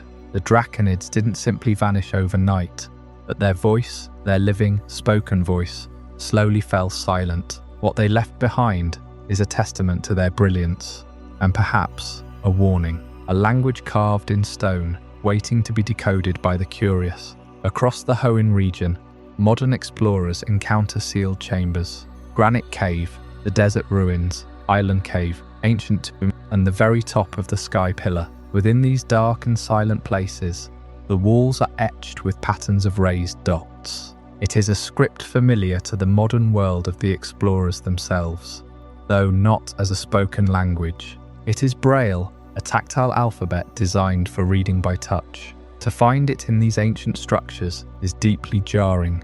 It implies a civilization that was not only highly literate, but that also possessed a sophisticated understanding of a writing system built for permanence, for darkness, for silence. The walls speak, but they do so in a way that requires the explorer to feel the message rather than simply see it. The messages themselves are functional. They are instructions. Dig here, use strength, fly, walk against the wind, surf. It reads like a builder's manual, a set of directions for navigating a spiritual or mechanical trial. But treat these inscriptions as what they truly are, a funeral monument for a culture whose voice has faded.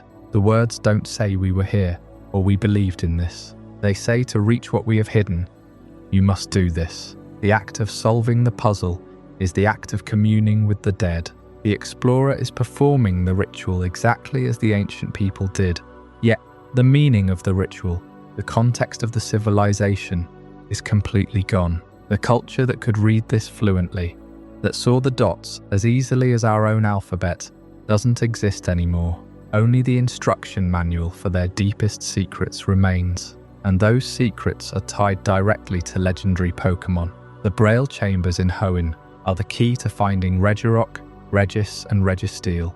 These golems are not just random legendaries. They are themselves ancient constructs of the earth. The Braille in the desert ruins tells the explorer to break a boulder with strength, in the island cave to surf in a tight circle, in the ancient tomb to flash a light in the darkness. Each instruction, when followed correctly, opens a path to one of the golems. The writing connects the long-vanished civilization directly to the legendary Pokémon, hidden behind these stone doors and underwater passages. The civilization built these puzzles specifically to lock away or seal the golems. The language is the lock, and the explorer, reading the ancient Braille, holds the key. This goes well beyond simple ruins. The civilization chose to encode the very location of their most sacred guardians in a script designed for the dark. The script wasn't limited to Hoenn.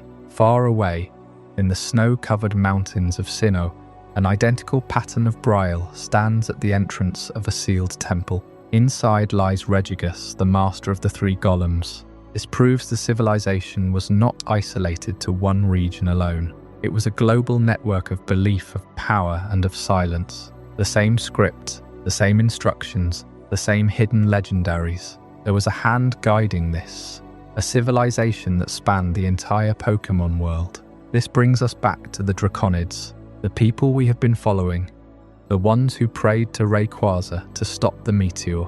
The Sky Pillar, their temple, is covered in this same script. The path to awakening Rayquaza required reading it. But why use a code?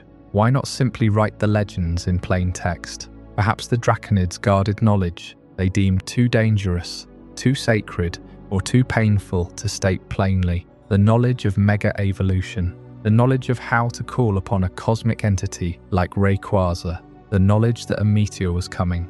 If this knowledge fell into the wrong hands, or even if it was simply made common knowledge, it could be disastrous. So they encoded it. They turned their history and their power into a puzzle. Only those willing to go to the remote corners of the world, to descend into darkness, and to feel the words on the cold stone could unlock the secrets. It is a form of preservation, but also a form of burial. The language is dead because it was meant to be dead.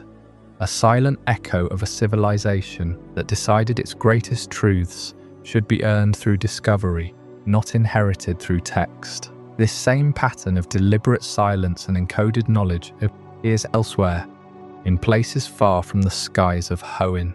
There are whispers of another civilization, one that chose to sink its entire record into the ocean, leaving behind a single throne and a faded history. And in the depths, a different kind of script waits, unwritten in Braille, but written in the very silence of a fallen kingdom.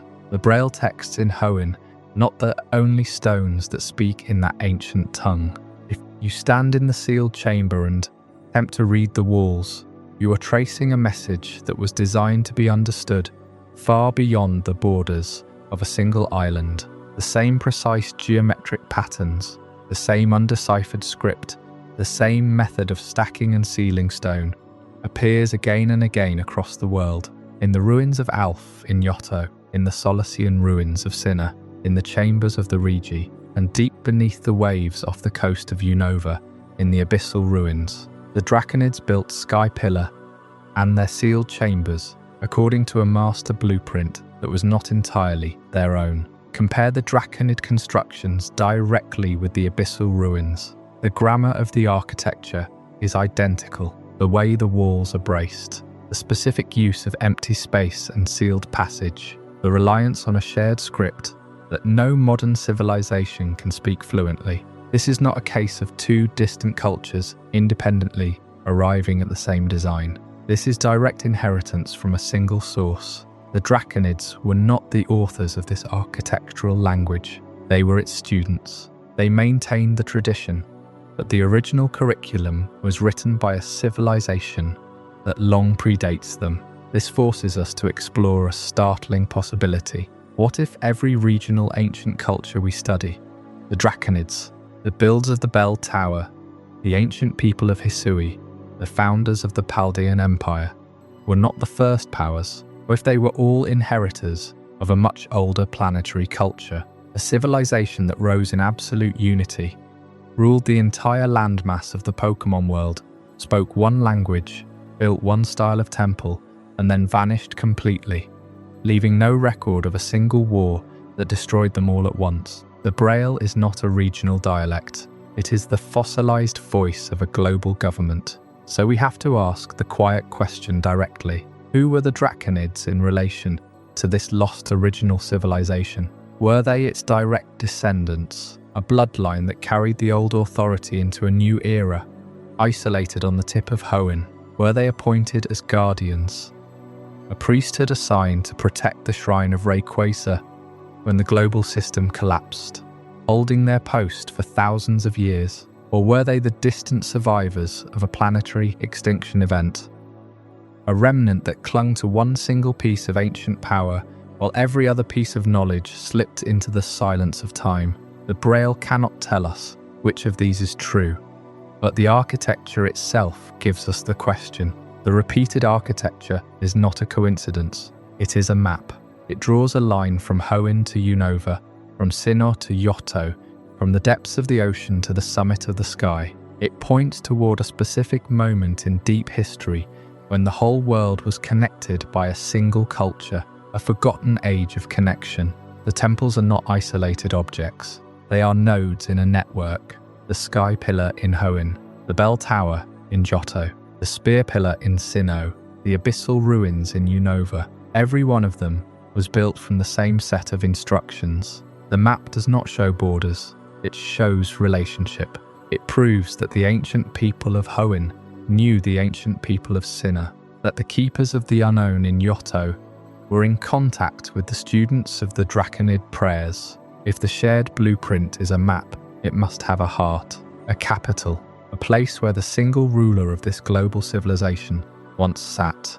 We find that capital not in the high mountains, but at the bottom of the ocean, perfectly preserved in the cold dark. The abyssal ruins off the coast of Unova hold a throne built for a king who was not entirely human, a king named Hermonia. The same stones, the same script, the same civilization. But here the story is not just about prayers and guardians. It is about governance. The silence of that throne, surrounded by the identical stonework that defines the Draconid chambers, is the loudest mystery left behind by the builders of the shared world.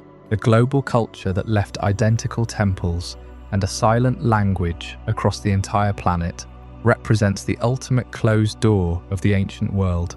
It suggests a time before regions, before borders, when a single strain of humanity looked up at the same stars and built the same sacred spaces. But when a civilization is close enough to myth, its history becomes legend before it ever becomes written record. To see this process in its clearest form, we move north, far north, to a land where the mountains pierce the clouds and the snow is a permanent layer over the past. This is ancient Hisui. This was a harsher land than any we have explored tonight. Humans and Pokémon lived together, but not as equals. Their relationship was defined by suspicion and awe.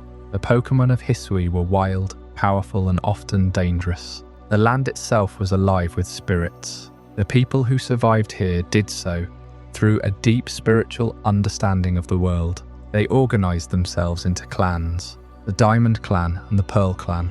These names were not random symbols. They reflected the core of their entire belief system.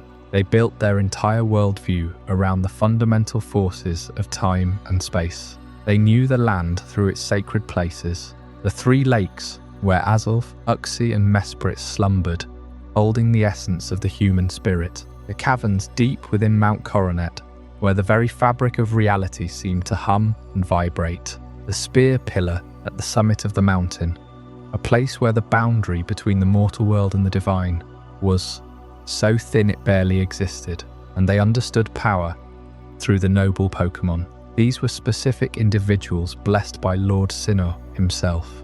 They were protectors of the land, living bridges between the humans and the divine. Lord Arcanine, the embodiment of fire and loyalty. Lady Lilligant, the spirit of the marsh and healing. Lord Avalugg, the unbreakable shield of the tundra. Lady Electrode, the volatile heart of the forest. Each one had a warden, a human chosen from the clan to care for them, to pray for them, to keep their spirits strong. The survival of the people depended entirely on the health of this bond. The clans did not simply live in the land, they were the land. The Diamond Clan claimed the coastlines and the lush fields, the domain of growth and change over time. The Pearl Clan claimed the highlands and the snowy peaks, the domain of strength and permanence over space. Their territories were defined by their philosophy. The nobles were served by wardens who held sacred flutes. The call of the flute was the voice of the people speaking to their gods, a prayer made of sound. This society is so close to myth that its history is now legend. The ancient hero who battled Arceus is the central figure of this lost time. The hero rode alongside 10 noble Pokémon, but we do not know all their names. We know the outline of that story from the fragmented records of the Celestica people, the ancestors who built the ruins we find scattered across the region, but the results and purpose of the battle are lost completely to time. We know a man named Volo from the Ginkgo Guild made a pact with Giratina, the Pokémon of antimatter, and that he attacked Arceus, tearing a rift in space and time that hung over Hisui like a weeping wound. The people lived under that rift for years, watching the sky crack and pour light. But the full historical context of that pact, what truly drove Volo, why the hero was chosen, what the original conflict was about, that is a deep lore mystery with no definitive answer left in the ancient texts. The voices of the Hisui people speak to us in fragments. We can read the old verses, the stone tablets inscribed with the ancient language, but the living faith that gave them meaning, the emotion behind the words, is a ghost. Their history became legend, and legend was all that remained when the first international explorers finally arrived to document the land. At the center of their faith was a single unifying impossible name, Lord Sinnoh. It was the name through which the ancient people tried to comprehend divinity itself. Was Lord Sinnoh Dialga the embodiment of time? Was it Palkia, the ruler of space? Or was it Arceus, the being from whom all life was born? The truth is that the name itself was a vessel for a mystery, too vast to capture in a single human word.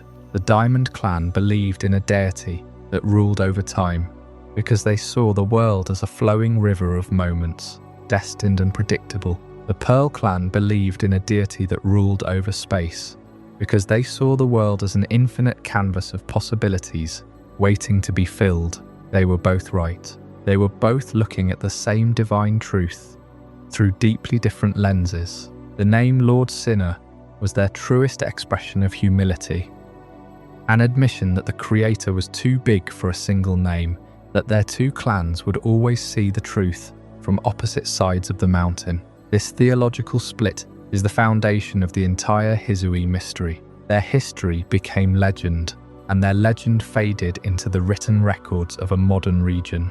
Sinnoh remembers Hisui, but the depth of that ancient faith, the full meaning of the battle with the Creator, remains sealed by time. The ice and snow of Hisui eventually gave way to the familiar landscapes of the modern Sinnoh region, but the mysteries of its past are buried deep within the soil. However, the pattern of an ancient people wrestling with a profound divine mystery is not unique to the cold north. In a completely different corner of the world, another society was forming, a powerful and lasting relationship with a unique and terrifying place. The Paldean Empire grew around a great crater in the earth, a scar from an event 1,000,000 years old. That crater hid a power that would remain buried for centuries, waiting for the moment when humanity was bold enough to look into the abyss. The clans of Hisui knew the 10 noble Pokémon as guardians, pillars of nature, partners blessed by the heavens. But that is the skin of the story, not its bone. Beneath the reverence lies a far older truth. These same Pokémon once walked alongside a human champion in the greatest war the Pokémon world has ever known, a war against the Creator. The ancient tale speaks of a hero, a human, but this hero did not stand alone. Beside them walked 10 chosen partners, the very same species that would later be elevated to the status of noble Pokémon. Wurdeer, Ursaluna, Sneasler, Oakquill, Braviary, Clever, Lilligant, Arcanine, Gudra, Avalugg.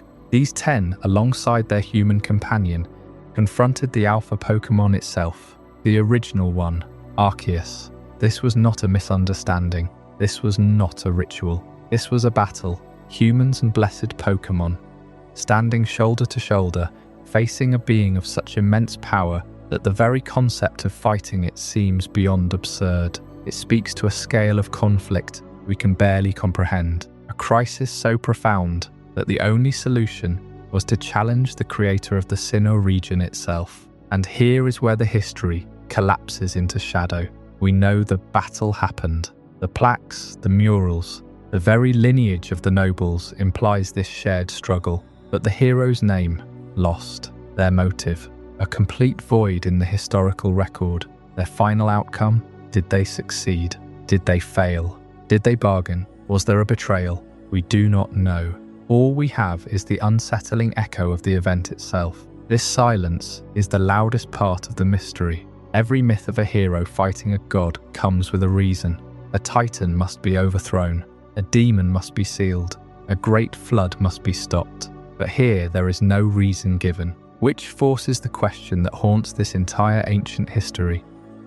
Why would anyone need to battle Arceus? What catastrophic event, what failure of the natural order, could possibly require the combined strength of a mortal and 10 blessed beasts to stand against the master of time, space, and antimatter? The answer is not in the surviving records of Hisui. The clans remember the nobles as partners, as guides, as protectors against the wilderness. They do not remember the rebellion. They do not remember the war. The only echoes we have are the plates, the story of the azure flute, the strange circumstances of the Sinnoh ruins, and the dark pact made by Volo generations later. Volo's name is a whisper in this context, but his actions echo the ancient conflict. His desire to remake the world, his partnership with Giratina, his assault on Arceus. It feels like a shadow play of the original, forgotten event.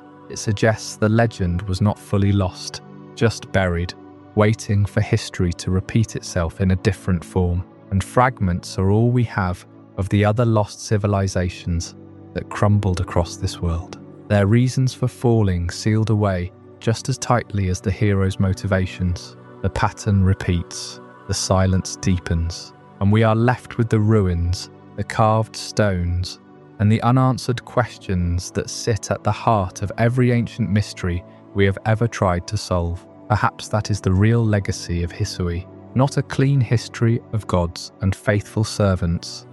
A world built on memories that were deliberately softened. A battle became a blessing. Warriors became guardians. A human challenger became an unnamed figure swallowed by legend. Over generations, the sharp edges of the truth may have been worn away until the story could safely be told beside a campfire. But forgotten does not mean gone. It lingers in the behavior of the nobles themselves. These are not ordinary Pokémon granted ceremonial titles. They are descendants of creatures tied to an ancient covenant, carrying a role they may no longer understand. When they are frenzied, when they lash out at humans, and even at one another, it feels less like simple madness, and more like an old wound opening again. Arceus did not erase Hisui. It allowed the region to endure. That fact may be more unsettling than destruction. If the ancient hero truly opposed the original one, then the world we know may exist because of a compromise no surviving person remembers. Peace may not have been won, it may have been imposed. And somewhere beneath the snow, beneath the rivers, beneath the ruins of temples older than any clan, the truth remains buried. the name of the hero, the cause of the war, the fate of the 10 companions. Until those answers are found, the noble Pokémon will remain more than guardians of Hisui. They are living evidence that even gods have histories they would rather the world forget. The story tells us that the hero of ancient Hisui stood alongside 10 noble Pokémon and faced Arceus. We know the players in this drama. We know the battlefield was a land, still finding its shape. But the single most important detail about that confrontation is missing. Why? Why did the hero and the creator clash? The legend that survives is a skeleton stripped of its motive, and that missing purpose may be the most haunting part of the tale. The lore offers no definitive answer, only a shape. You can trace 4 distinct possibilities in the space around the known facts. The first is that the battle was a test. Arceus, watching the people and Pokémon of Hisui, wanted to see if they could unite and overcome a tremendous challenge. The hero and the nobles were the instruments of a trial designed to measure the strength of their bond. The second is that it was a rebellion. The Hisui people were not merely subjects of a divine being. They were partners, and perhaps they felt a boundary had been crossed. Perhaps the hero fought to claim a place for humanity and Pokémon outside the shadow of a creator. The third is that it was a misunderstanding. The space between a human mind and the mind of a being like Arceus is vast. Signals can be crossed. A gesture of protection can look like an attack. The hero and Arceus may have clashed simply because neither could fully interpret the other's actions. And the fourth is the most urgent. The hero was not starting a fight. The hero was trying to stop something. In the timeline of Hisui, the space-time rift was a looming disaster. The hero may have needed to confront Arceus to seal the rift, to restore balance, or to undo a catastrophic change. In this version, the battle was not a war against a god. It was a desperate attempt to save the region. The legend is a battlefield. We can picture the 10 nobles. We can picture the hero. But the legend contrasts sharply with the absolute silence surrounding its consequences. There is no record of the aftermath. No history book in the library of Jubilifif village details the treaty. No oral tradition passed down through the Diamond and Pearl clans says what the hero asked for, or what Arceus demanded in return. The battle simply ends. The silence is so complete that it feels intentional. It is as if the consequence of the battle was so profound that it erased the memory of itself. This is the hallmark of a true erased event. The battle is not simply forgotten. It is isolated. It floats in the lore of the Hisui region, with no beginning and no end. It is the single greatest event in the spiritual history of the region, and it has been stripped of context. If you are looking for the moment where Pokémon history closes its fist around a secret and refuses to let go, this is it. The battle history forgot. The silence that surrounds the hero's battle is not an accident of time. It feels like a door that was deliberately sealed. And it is not the only door. All around the Pokémon world, history has closed off entire rooms.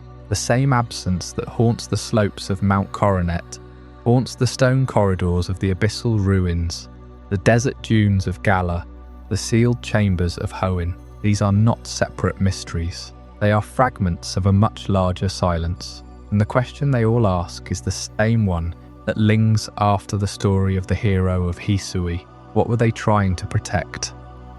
And who decided that the answer must be forgotten? In the abyssal ruins beneath Unova, the walls speak in a language that almost refuses to be read. Their messages describe an ancient king, a kingdom beneath the waves, wealth beyond measure, and a warning that grows more unsettling with every chamber. Those who enter are told to leave the treasure behind. They are told that greed will bring ruin. Then, at the deepest point, the writing turns toward a name that has been scratched into the foundations of Pokémon history more than once. The king says that he received a gift from a great being, a gift that granted him power, a gift that may have been too great for any human hand. The ruins do not tell us what happened to his kingdom.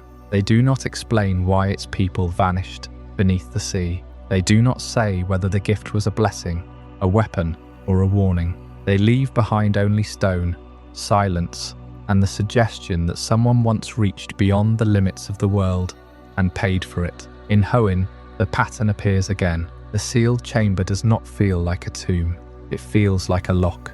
Its ancient inscriptions lead explorers toward the resting places of Regirock, Regis, and Registeel, beings so old that even their bodies seem to have been assembled from the world itself. Rock, ice, and steel. The records surrounding them are incomplete, but the implication is clear. They were not simply hidden because they were rare. They were sealed because their awakening mattered.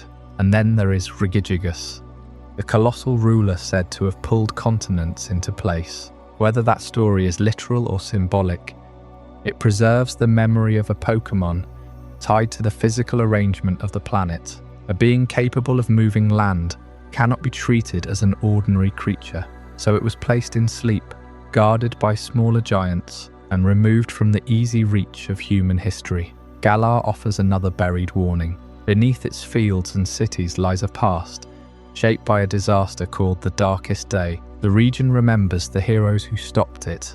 It remembers the sword and shield that answered the crisis. But even there, memory is selective. The catastrophe becomes a legend. The legend becomes a symbol, and the symbol becomes something that can be controlled by those who tell the story. That may be the real pattern behind every sealed, ruin, and broken inscription. History is not always lost because no one cared enough to preserve it. Sometimes history is reduced because the full truth is dangerous. A kingdom that fell after receiving divine power. Ancient giants locked away beneath the earth. A creator confronted by a hero and 10 nobles. A disaster rewritten until it becomes a convenient bedtime story. Each mystery points toward the same uncomfortable possibility. The Pokémon world has seen moments when humans, Pokémon, and forces beyond either of them and too close to changing everything. And after those moments, someone decided that the survivor should remember only enough to be afraid, but not enough to understand.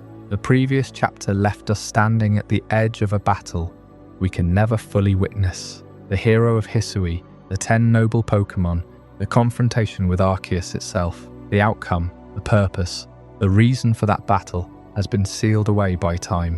What we are left with in the modern Sinnoh region is something far more subtle and in many ways far more haunting. A landscape dotted with sacred names, a people who repeat the old words, the old prayers, without knowing exactly what they are signing. Modern Sinnoh inherited a religion it can no longer fully practice, a faith whose cathedral is the mountain itself, but whose doctrine has been eroded by 1,000 years of ice and silence. Consider the geography of the region. You have the 3 lakes, Lake Verity, Lake Valor, Lake Acuity. Their inhabitants are called the guardians of the lakes. But the deep theological significance of these bodies of water as the sources of willpower, emotion, and knowledge, the very pillars of the soul, is only vaguely understood by the common citizen. They are legends to be captured in a ball, not spirits to be revered in a temple. The name Sinnoh itself drifts through the culture. Some believe it refers to a single god, but the ancient Celestica people, whose ruins hide beneath the soil of Celestic Town, knew a far more complex tapestry. Their sacred texts, the fragments we have found, speak of an original one, yes, but also of 3 beings of creation, and a 4th in the shadows. The trail of ancient worship leads inevitably toward the peak of Mount Coronet. Spear Pillar. The name evokes an image of a spear piercing the heavens, a bridge between the mortal world and the realm of the original one. It is here that the Celestica tradition was centered. Modern explorers ascend these staircases. They feel the thin air, the crushing silence. They marvel at the ruins. But the ritual that once breathed life into those stones is gone. The Celestica people did not simply visit Spear Pillar as tourists. They belonged there in a sacred dialogue with the forces of time and space. The structure remains, but the spirit of that active living worship is a ghost with no voice. Every surviving artifact from this lost religious world preserves only a single sliver of a much larger whole. The plates of Arceus, scattered across the region. Each one is a fragment of the Creator's power. We find them in caves, in the hands of strangers given as gifts. We know they carry immense power, but the liturgy that once assigned each plate its proper place in the Celestica faith is lost. The adamant orb and the lustrous orb, keys to the domains of Dialga and Palkia, they are powerful tools. But the story of their creation, the pact they represent between humanity and the legendary dragons, is unwritten. They are like puzzle pieces separated from a box that was lost to the sea centuries ago. We can see the picture on the piece, but not how it fits into the infinite. Perhaps the clearest evidence that Sinnoh's myths are not complete history comes from the history of Hisui itself. Before it became a unified region, the land was divided between the Diamond Clan and the Pearl Clan, two groups living on the same land, staring at the same mountain, yet holding dramatically different beliefs about the nature of the almighty Sinnoh. One clan saw the essence of time, the other saw the expanse of space. Neither clan was entirely wrong, but neither clan held the complete truth. They were inheriting a fractured faith, passed down through generations of oral tradition.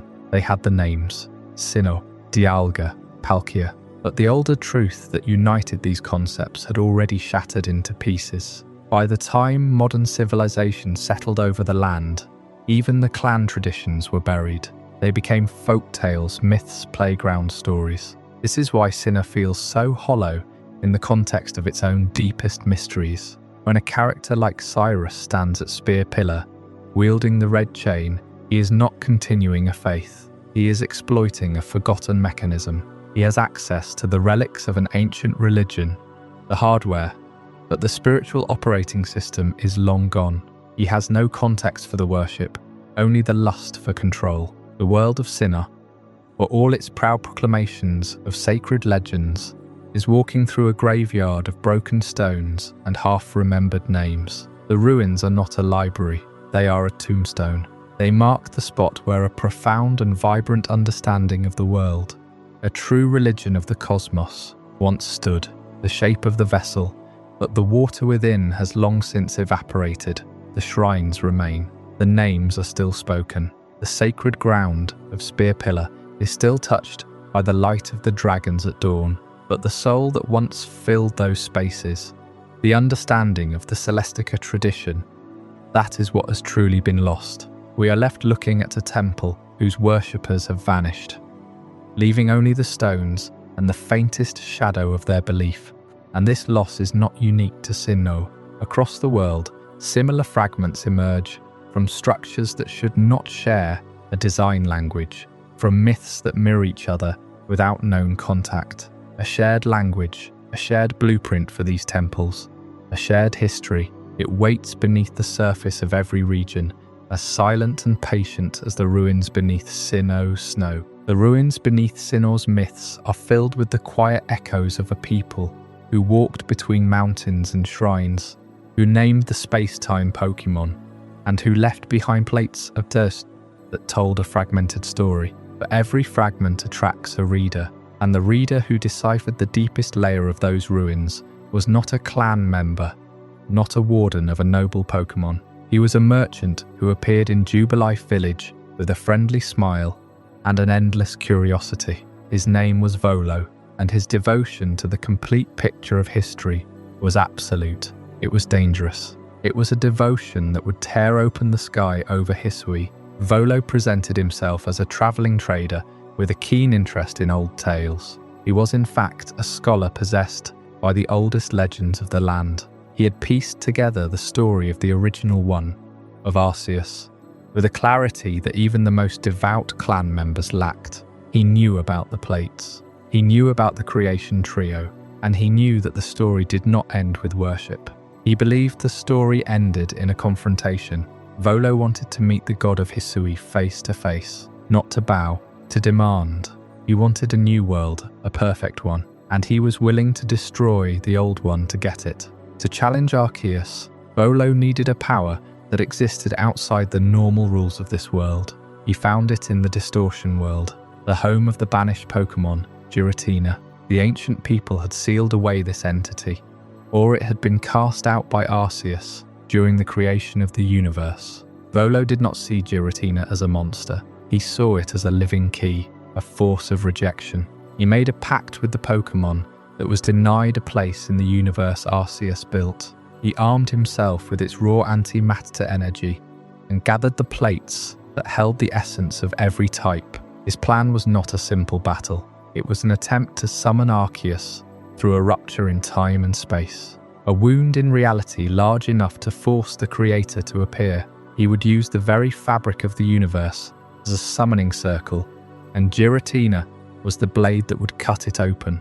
This was not an act of madness alone. Volo's quest is a direct continuation of the ancient human impulse that built the temples dotting the planet, the desire to understand the divine, to catalogue it, to speak to it, and ultimately to control it or challenge it. The vanished civilization of Hisui may have worshipped Arceus and built shrines, but they never left a clear record of why they built them. Volo was the one who tried to force the final exam. He represents the endpoint of religious and mythological obsession. The moment the seeker decides, they are ready to stand in the presence of their god and make a demand. History records his failure, but the impulse he acted on is the same one that drove the heroes of old to seek the Red Chain, to pursue the Dragon of Unova, to enter the heart of Area Zero. It is the human need to go further than the last generation, even into the sacred and the forbidden. But the full historical context of Volo's actions remains wrapped in the lost past of Hisui. Did the ancient people know about Giratina in the same way Volo discovered it? Did the hero who once battled Arceus with the 10 noble Pokémon fail, leaving a challenge that Volo tried to finish? Or was their battle a calm negotiation compared to Volo's violent rebellion? We don't know. The records of that era are fragmented. Volo's obsession is a single well-lit spot in a vast dark room of history. His struggle, his betrayal of trust, his summoning of the rift. But the ruins that taught him his knowledge are silent. The context of his rage, his demand for perfection, is his own secret. The mystery of Hisui's lost past deepens. The civilization vanished. The hero was forgotten. And the one man who figured out enough to attempt a second audience with Arceus was defeated. The door remains closed. The rift Volo tore above Mount Coronet was eventually sealed, but its scars remain visible in the fabric of the Pokémon world. The conflict between dimensions, between the created and the creator, did not end in Hisui. It is a pattern that repeats, just as the temple blueprints repeat across the continents. And on those other continents, in the lands far from Sinnoh's snowy peaks, the ashes of other civilizations tell stories that are entirely their own, built around completely different relationships with the divine and the unknown. We left Hisui with Volo's ambition tearing a rift in reality itself, a desperate bid to stand before the creator in a battle whose purpose was lost to the ages. The land of Pokémon, no, the world bears other scars, wounds that predate the ambition of any single man. We must now travel far from the ancient north to a region whose very identity is carved from a single titanic mystery, Paldea, from the shattered timeline of Hisui, from a hole torn open by a man who chased a god. We come to stand at the edge of a scar of an entirely different nature. The great crater of Paldea was formed roughly 1 million years ago. This is not a myth. This is a geological fact presented in the very data of the region.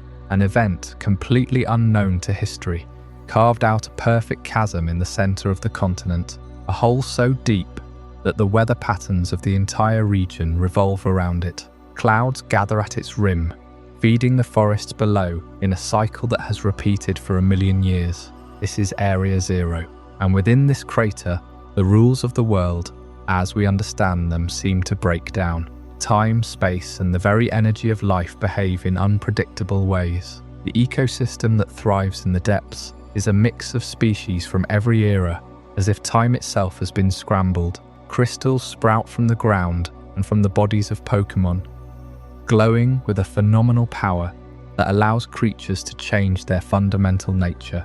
It is a place of radical instability, a place that challenges the idea that we have any real understanding of how this world works. Let us be very clear about the scale of time involved. The Paldean Empire is an ancient civilization. Its explorers founded a great age of discovery, but the Great Crater predates the Paldean Empire by an almost unimaginable span of time. The Empire itself is a recent footnote in the history of this whole.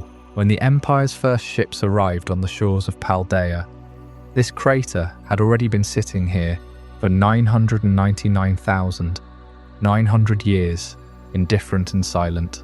This forces a question upon us. What force could leave a wound in the earth so vast and so enduring? What cataclysm could dig a hole a kilometre deep and keep it alive for 1,000,000 years? Was it a meteor unlike any other, a fragment of a world that sought to land here? Was it the remnant of an ancient weapon, a battle fought by primal beings that rewrote the geography of the planet? The energy that lingers in Area Zero, the terastal energy that coats everything in crystal, is not a passive geological feature. It is active. It is alive. It's the same energy that Heath's expedition discovered in the form of the Herba Mystica, a substance that could turn ordinary Pokémon into titans. The Paldean Empire was built upon the edge of this mystery. They did not create the crater. They simply claimed the rim for their kingdom. Their greatest achievement was not conquering the land, but plumbing its depths. 200 years ago, a man named Heath led the first recorded expedition to the bottom of Area Zero. He documented the impossible. Titan Pokémon, the Herba Mystica, the Terastal phenomenon. He discovered a research station built by a civilization that was unknown. This station, this ruin at the heart of the crater, contains the same geometric language, the same mathematical precision, the same undeciphered script found in temples across the world. The crater connects. It reaches out of its own deep time and touches the other mysteries we have followed.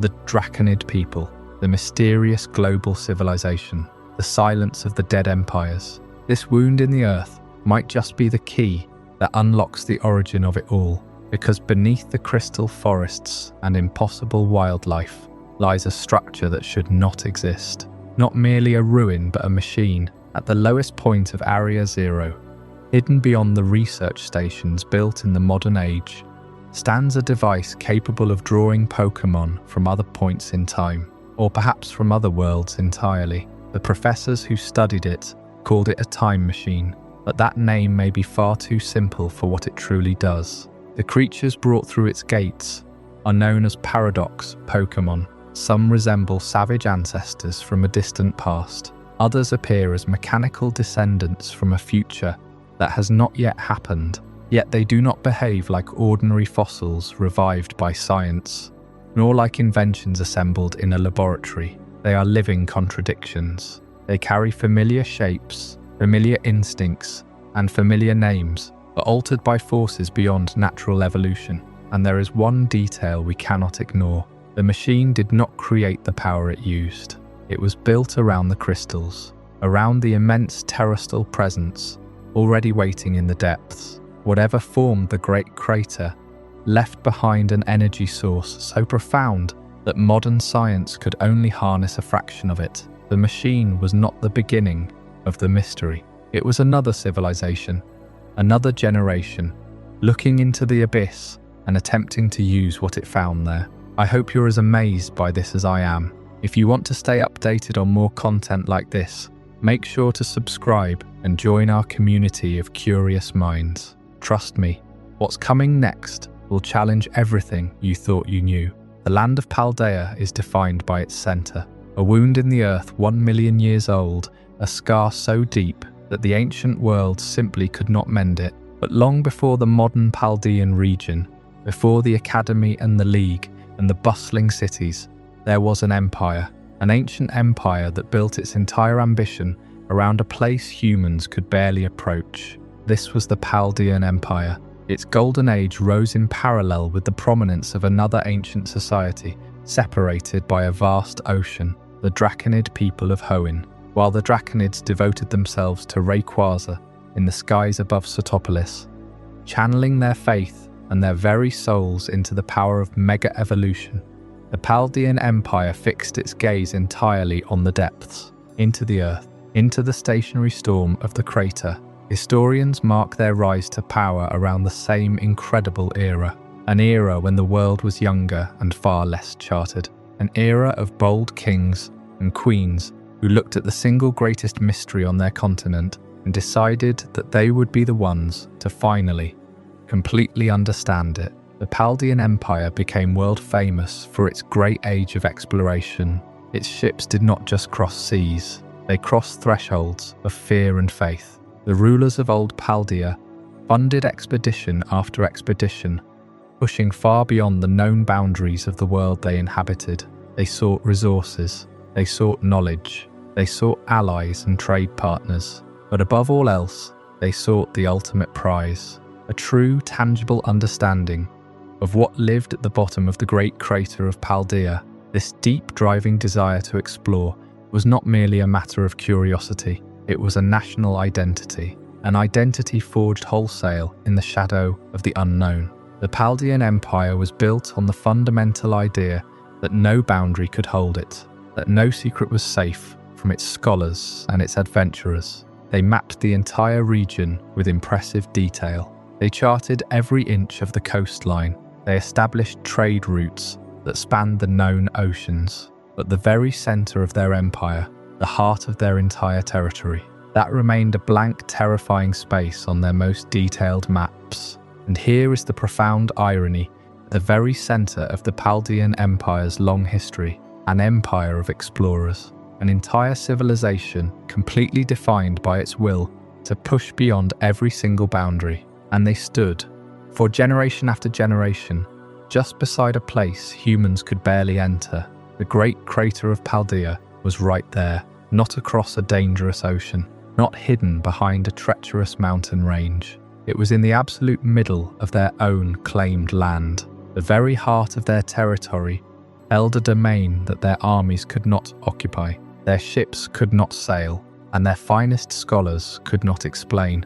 They could conquer the entire surface of the Paldean continent. They could tame the wilds. They could build great stone cities. But the depths of Area Zero simply defied them. The Empire built its throne rooms and its grand observatories in the full view of a chasm that absolutely refused to yield its deepest secrets. The rulers of ancient Paldea did not ignore this failure. They did not simply build a wall and turn their backs. Instead, they did something far more fascinating. They made the mystery the very centerpiece of their ambition. Entire generations of monarchs were defined by their family's obsession with the crater. They were not tyrants seeking to destroy what they found below. They were architects of an impossibility. They built their castles. They designed their palaces. They structured their entire society around the central question of what exactly lived directly beneath their feet. Paldea's ancient kings and queens were the most dedicated patrons of exploration the world had ever seen, and yet they could never, not once, master their greatest riddle. They funded expeditions that frequently returned with nothing more than strange, luminescent crystals and fragmented tales of light, bending in ways the light of the surface world simply could not. The mystery of Area Zero was not solved by the Empire. It simply outlasted them. They built their entire legacy around a secret they could not crack, and in doing so, they preserved that secret perfectly. It was kept safe, waiting for the generations that would follow long after the Empire's name had faded into the very soil of the region. The Empire eventually fell. Empires always do, but the crater remained completely unchanged. The silence of its depths lasted for centuries, until about 200 years ago, an explorer stood exactly where the ancient rulers had once stood. A man recorded in history as Heath did what the old Empire could not. He went down. But the story of what he found in the depths, the strange plants he brought back that healed beyond natural reason, the crystals that led directly to the understanding of the Terastal phenomenon, it all ties into a much larger and far older thread. It seems the Paldean Empire was never an isolated nation of explorers. The markings they left behind in their deepest ruins, the ancient language they used to record their failed attempts, it shares a silent, disturbing kinship with other ruins scattered completely across the globe. A shared architectural blueprint, a silent language that no modern scholar can read. It points to a presence that once spanned the entire world before vanishing, without leaving a single recorded war or plague to explain its end. And the greatest mystery of Area Zero was never just Paldea's alone to carry. The Paldean Empire reached its peak by pushing beyond its borders and descending into the great mystery at the heart of its land. But empires, even great ones, are built on layers of older stone. To truly understand what the Empire encountered, we have to look at what came before. Far beneath the foundations of Paldea, beneath the stories of kings and explorers, there is a much older story, a story written in stone, dust and silence. This is the story of a lost city that was ancient when the Empire was young. The land that would become Paldea hides a secret in its deepest bedrock. Long before the Empire sent expeditions into the Great Crater, before the first settlements dotted the coastline, an entire city existed here. Not a kingdom or a frontier outpost, but a thriving urban centre. It was built, it flourished, and then it was buried, not slowly eroded by time, but swallowed whole by the land itself. Its story does not sit on the surface, like the towers of modern cities. You have to go down to find it, down past the aquifers, past the strata of later history, down to a layer of time that predates almost everything else we know about Paldea, down into the darkness where a civilization waits for someone to ask the right questions about its fate. This city is a humbling reminder. Empires can vanish, not just into the sea like the ruins of Undella or into distant memory, but straight down into the earth. And yet Paldea remained inhabited. People still lived above it, farmed above it, and built their homes above it, completely unaware that an entire chapter of human history was lying directly beneath their feet. It is a geological palimpsest, a place where one world sits directly on top of another. The living city of Paldea walks over the bones of a dead one every single day, and the land itself absorbed the secret without a single crack in the surface. It is one of the most profound lessons the Pokémon world has to offer, that a civilization can leave its land intact, still teeming with life and people, while vanishing so completely that its absence is not even felt above ground. It just waits. So what caused this city to fall into the earth? The evidence points in several directions, each one more unsettling than the last. The first possibility is political collapse. Perhaps the city was the seat of a failed state, weakened by internal conflict, until a slow decline allowed the earth to reclaim it. But the structure of the ruins suggests a sudden burial, not a gradual one. This leads us to the second possibility, natural upheaval. The Great Crater of Paldea, a wound in the earth 1 million years old, could have erupted or collapsed in a secondary event that swallowed the city whole. A massive sinkhole, a volcanic quake, or a shift in the subterranean water table could have caused the ground to give way. The crater's influence is undeniable. It is the dominant geographic feature of the region, an engine of natural energy that twists the landscape and the Pokémon that dwell there. And this brings us to the third and most chilling possibility, the crater's influence. What if the city did not fall because of the crater, but fell into it? What if the city was built on the rim or inside the crater itself, claiming the Terastal energy as a resource, only to have that power turn on them?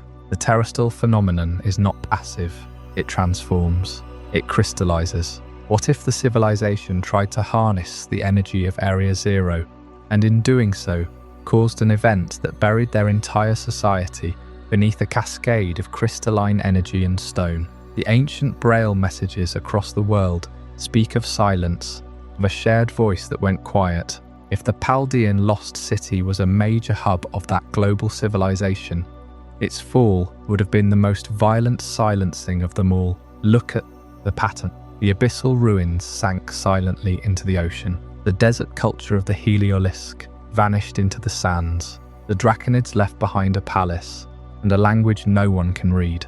The people of Hisui battled gods and left only noble monuments. And now here in Paldea, a city sits underground. Every single one of these stories ends the same way.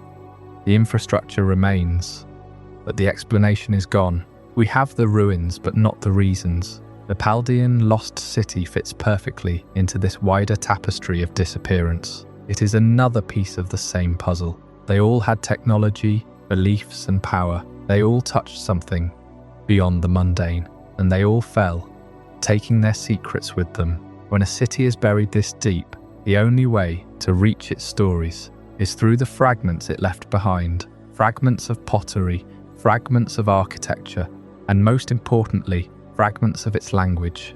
Undeciphered script found in the ruins of the Paldean depths is the same thread that connects it to the other lost civilizations, is the key that no one has yet turned. The letters wait in the silence of the underground, waiting for a reader who can finally speak their name again. But to read that language, we have to look at the one clue that ties all these ruins together.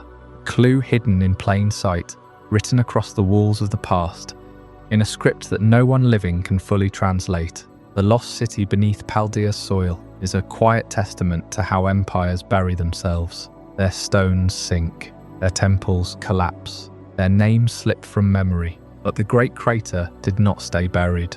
It remained as a wound in the earth, a void no one dared to fully descend into. For thousands of years, its deepest questions went unanswered, until one man decided the crater could not remain a rumour. Leap forward to 200 years ago, when explorer Heath led the first successful expedition to Area Zero's depths. Historians mark this as the moment ancient mystery became modern discovery. The Paldean Empire had grown around the crater, built its history on its existence, but no one had walked the bottom and returned to tell the tale. Heath was determined to be the first. He and his team descended into an impossible landscape.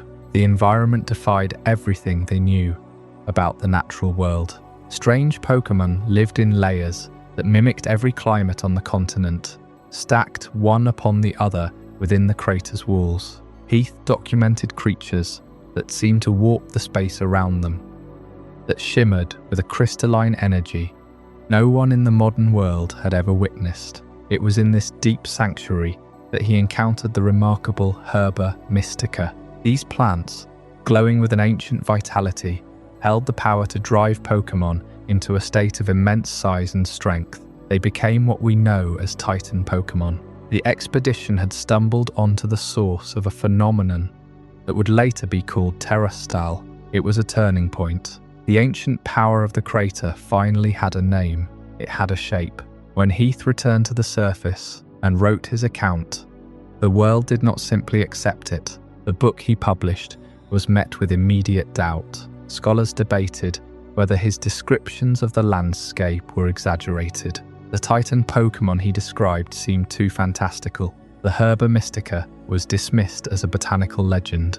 His account became contested, doubted, and then, almost paradoxically, mythologized. The story of his journey became a campfire tale, a treasure map for believers, and a joke for skeptics. He had brought back no definitive proof that satisfied the institutions of his day. The truth of what he saw became a matter of faith rather than evidence. In the centuries that followed, Heath's journal faded into obscurity. It was reprinted as a curiosity, a relic of a romantic era.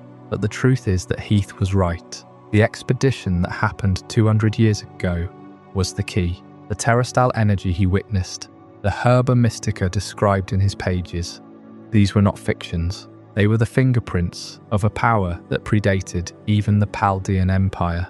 Heath's journey tore open the veil between the known world and the ancient one, and the silence that followed his account was not the silence of a lie refuted, but the silence of a truth too vast to be believed. That same silence wraps around ruins on every continent, undeciphered messages, shared temple blueprints, a story that connects every lost civilization, waiting to be read. Across the world, ancient peoples raised structures that seem to speak the same architectural language, towers aligned with stars, chambers built around crystals, symbols carved into stone that resemble eyes, spirals, and interlocking circles. None of this proves that every civilization knew the same secret, but it suggests they may have been responding to the same force. Paldea's deepest ruins offer the clearest clue. Long before Heath made his descent, someone had already reached places no ordinary kingdom should have been able to reach. They left behind sealed doors, strange mechanisms, and records fragmented beyond easy translation. Their knowledge was not merely historical, it was practical. They understood that the crater was not simply a geological formation, it was a source, a place where the rules of life, time, and transformation could bend. That is what makes the Great Crater more than a hole in the ground. It is an archive written in stone, crystal, and living creatures. Every layer holds evidence of an older world pressing against the present. The Pokémon within it are not random anomalies. They are clues. The plants are clues. The shimmering energy is a clue. And the ruins, silent beneath all of it, may be the oldest clue of all. Heath did not discover the beginning of this story. He only found one of its buried chapters. His expedition reminded Paldea that the past had never truly vanished. It was still there below their feet, waiting in the dark, patient as stone. Heath's expedition had reached the very bottom of the great crater of Paldea. After descending through layers of mist and crystal, they finally stood on the floor of Area Zero. The air was thick with an energy that felt ancient and alive. The ground beneath their feet was not simply rock or soil. It was a tapestry of strange flora, glittering crystal formations, and an almost tangible sense of power held in reserve. Among the most startling discoveries were the plants. They called them the Herba Mystica. These were not ordinary herbs. They radiated a light from within, a deep, resonant glow that pulsed with the same energy as the crystals that lined the crater walls. To touch one was to feel a hum in the bones, a vibration that spoke of transformation. It was a discovery that blurred every boundary the natural world was thought to have. The line between a simple plant and a repository of legendary power had been erased. The Herba Mystica were not passive. They were active reservoirs of an immense, volatile energy. The Pokémon native to the deepest caves of Area Zero had lived alongside these plants for generations, and when they consumed them, the results were not gradual.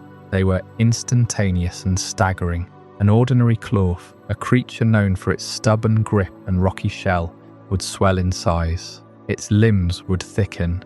Its shell would grow dense with crystalline deposits. It would cease to be a common predator and become a force of nature. A bombardier, usually a scavenger of the cliffs, would grow to a wingspan that blocked out the sky. Its feathers would harden into stone-like protrusions. It would become a titan, a living landmark of the crater, and deep in the earth, ancient relatives of modern Pokémon, forms of Domfan from an age long past, took the energy and became something else entirely. Beasts of iron and beasts of fang, their bodies warped by the raw power of the Herba Mystica. They became the first known Titan Pokémon. This was not evolution. Evolution is patient. This was transformation. The Herba Mystica acted as a catalyst, forcing the latent energy within the environment directly into the living tissue of a Pokémon. The boundary between a typical creature and a legend had become porous. The herbs did not simply create larger monsters. They created living myths, born directly from the Earth's own crystalline blood. Heath documented everything. His sketches, which would later be sealed away by the Paldean government for over a century, showed Titan Pokémon standing guard over the deepest secrets of the crater. He saw them not as monsters, but as guardians. The transformation was a side effect of proximity. The energy was not malevolent. It was simply overwhelming. Centuries later, when the secrets of the Terastal phenomenon were finally being understood by modern professors, Heath's journals were re-examined. The connection between the energy that allows a Pokémon to crystallize in battle and the energy that created the Titans became clear. The Terastal energy that suffuses Paldea is the same power that flows through the Herba Mystica. Terastalization is a controlled, focused expression of that energy, a single burst of power that changes a Pokémon's type and grants it a crystalline glow.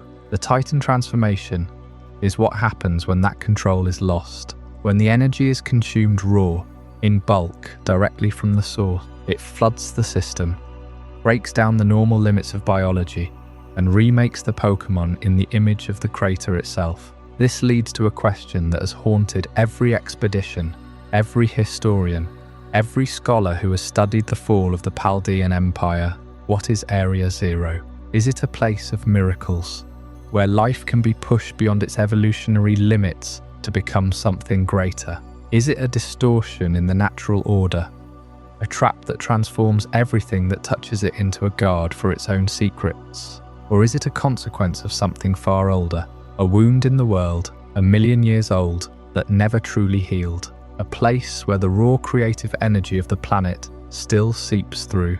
Humanity has not yet learned to name exactly what Area Zero is. We have only learned to measure its effects. The Paldean Empire built its power around the edge of this crater. The Draconid civilization of Hoenn shared its era of height with this same empire, and somewhere beneath the stones of the modern Paldea region, a lost city lies buried. A city that may have understood the Herba Mystica far better than Heath ever could. A city that may have cultivated the Titan Pokémon on purpose, or learned to temper its effects. That city is silent now. Its knowledge is buried under the weight of time. But Area Zero is not the only place in the world where such profound questions are carved into the landscape. Look at the ruins of the abyssal depths in Unova. Look at the temples scattered across the globe, built to the same exact blueprint. A civilization that once spanned the entire planet, speaking a shared language, building palaces with the same stones. They vanished without a single recorded war. They achieved a unity that modern humanity has never known, and they let it slip away. Perhaps they faced the same choice that the Paldean Empire faced, whether to reach into the unknown, grasp a power that could remake the world, the power of transformation, of titans, of energy itself, or to let it sleep. They reached, and then they vanished. The titans of Area Zero are still there. The Herba Mystica still pulse with their quiet, overwhelming light. The Terastal energy still flows through the land. The question that Heath asked 200 years ago is the same question that echoes from the ruins of that silent, global civilization. What happens when a creature or a people touches a power it was never meant to fully hold? The answer is written in the bones of the Titans, buried in the cliffs of the crater, and it is written in the empty halls of the empire that came before us all. The Herba Mystica blurred a boundary that had stood firm for millennia, a Pokémon consuming a plant, growing into a Titan. It felt like the deepest secret of Area Zero had finally been surrendered. But the secret was never in the herb alone.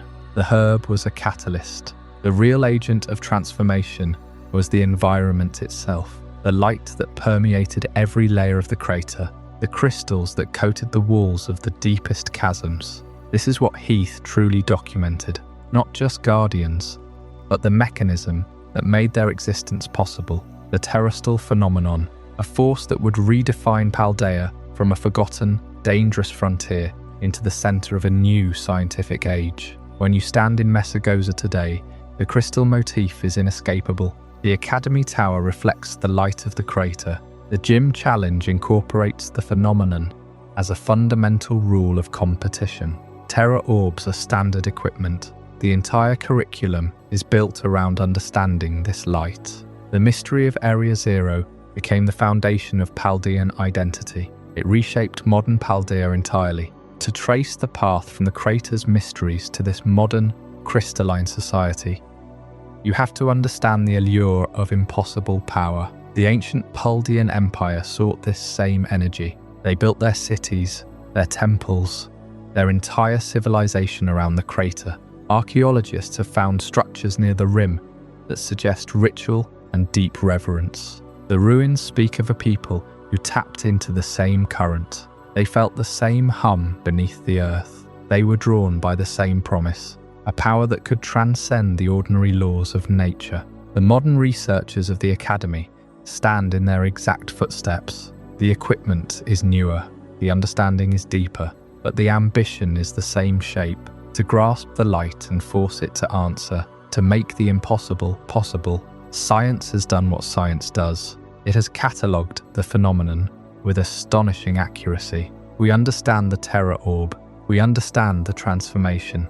We understand the shift in type and the burst of crystallized energy. It is a functional, operational system, a marvel of engineering and environmental science. And yet the crater refuses to surrender its ultimate truth. No one knows precisely why that specific location generates the terastal energy. No one knows the mechanics of how a terror jewel forms in the deepest caves. The source of the crystal pool remains an enigma. Every answer we unearth reveals 1,000 new questions. The phenomenon is explainable in its application, but it is entirely mysterious in its origin. This persistent silence suggests a profound possibility. Paldea's greatest discovery may not be a discovery at all, in the strictest sense. It may be a rediscovery. The crater is 1 million years old. The crystal structures at its base are not recent formations. The ancient city, buried beneath the modern region, was founded for the very same reason. Paldea was built around the crater, because the crater was always a source of power. The silent language found in ruins across the world appears around the crater as well. The ancient builders of those structures shared a blueprint. They shared an ambition, and they vanished completely, leaving only palaces and undeciphered messages. The crater is a part of that global tapestry. The terastal light that shines today is not a new dawn. It is the latest eruption of a story that began long before any recorded history, a cycle of ambition, discovery, and mystery that the crater has hosted since before humans learned to write. The cycle turned again. The promise of the crystal found its most dedicated interpreters in the professors of the present day, researchers who took the terastal light and the legends of the great expedition and pushed the boundaries of belief far beyond what even the Academy was prepared to accept. They looked into the heart of the phenomenon and saw not just a mystery to be solved, but a future to be seized. Their work remains the deepest and most controversial legacy of this age of crystal. The terastal light of Paldea reveals a power that transforms and reshapes life itself. The Herba Mystica brought Titan Pokémon into being, a direct result of the ancient land's pull on the world. Yet not all transformations are born of a region's deep history or an empire's greedy reach. Some are sparked by a single random act of nature, a flash of lightning in the night sky over an ancient city, a fire that rain could not stop, a tragedy that gave birth to 3 legends. Let's travel to Johto, to the city of Ecruteak. 2 towers once defined its skyline. The first, the Bell Tower, a place of vibration and colour where the rainbow Pokémon Ho-Oh was said to roost. The other was the Brass Tower, its proud counterpart, known for its immense bronze bell that could be heard across the entire region. The tower was a symbol of strength, a monument to the partnership between people and Pokémon. Then came the storm. A single bolt of lightning, a random act of terrible luck, struck the Brass Tower. The structure was set ablaze. The rain came, but it was too late. The fire raged, and the tower collapsed, its great bell crashing down into silence. Inside the tower, there were 3 Pokémon. They weren't legendary. They weren't ancient. They were simply there, living their lives, caught in a disaster they could not escape. The historical record doesn't tell us what kind of Pokémon they were. We don't know their names. We don't know their trainers, if they had them. The Pokédex entries that recount this event are painfully brief. They state simply that 3 unnamed Pokémon perished in the blaze. They were alive. Then they were not. Their story should have ended there, a footnote in Johto's history, a quiet tragedy. But then Ho-Oh returned. The guardian of the Bell Tower looked upon the wreckage of the Brass Tower, looked upon the charred remains of 3 innocent lives, and chose to intervene. Ho-Oh resurrected them. It transformed them. From the ashes of the fire, from the memory of lightning, from the touch of rain, 3 new beings emerged.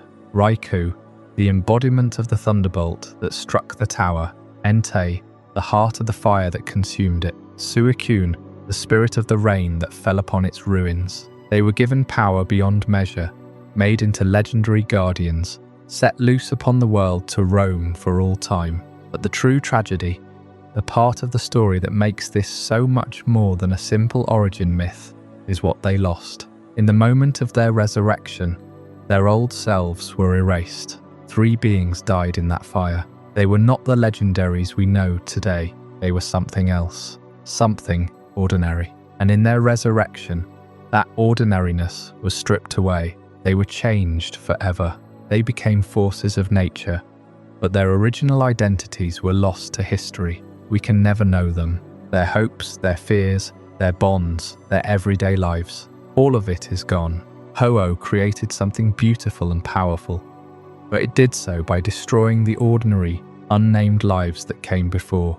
The legend of the legendary beasts is a monument not just to rebirth, but to the permanent loss of identity. This loss, this void where a life used to be, is the most unsettling aspect of the entire event. It is a silence that echoes through the centuries, and that silence connects the tragedy of the Brass Tower to every other lost civilization we have explored in this story. It is the same silence that hangs over the abyssal ruins of Unova, where a Pokémon king named Hermonia once ruled a kingdom whose true name has been completely lost. It is the silence of the Draconid palaces in Hoenn, where Rayquaza was worshipped, and messages etched in Braille speak of a history we can only guess at. It is the silence of the desert in Galar, a culture that treasured the Heliolisk and vanished so completely that only a single line of text in a modern Pokédex remembers they ever existed.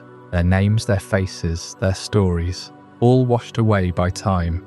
Just like the 3 unnamed Pokémon of the Brass Tower, we are left with the evidence of their existence, but not the truth of their lives. The ruins, the legendary beasts, the echoes of people and Pokémon we can never fully know.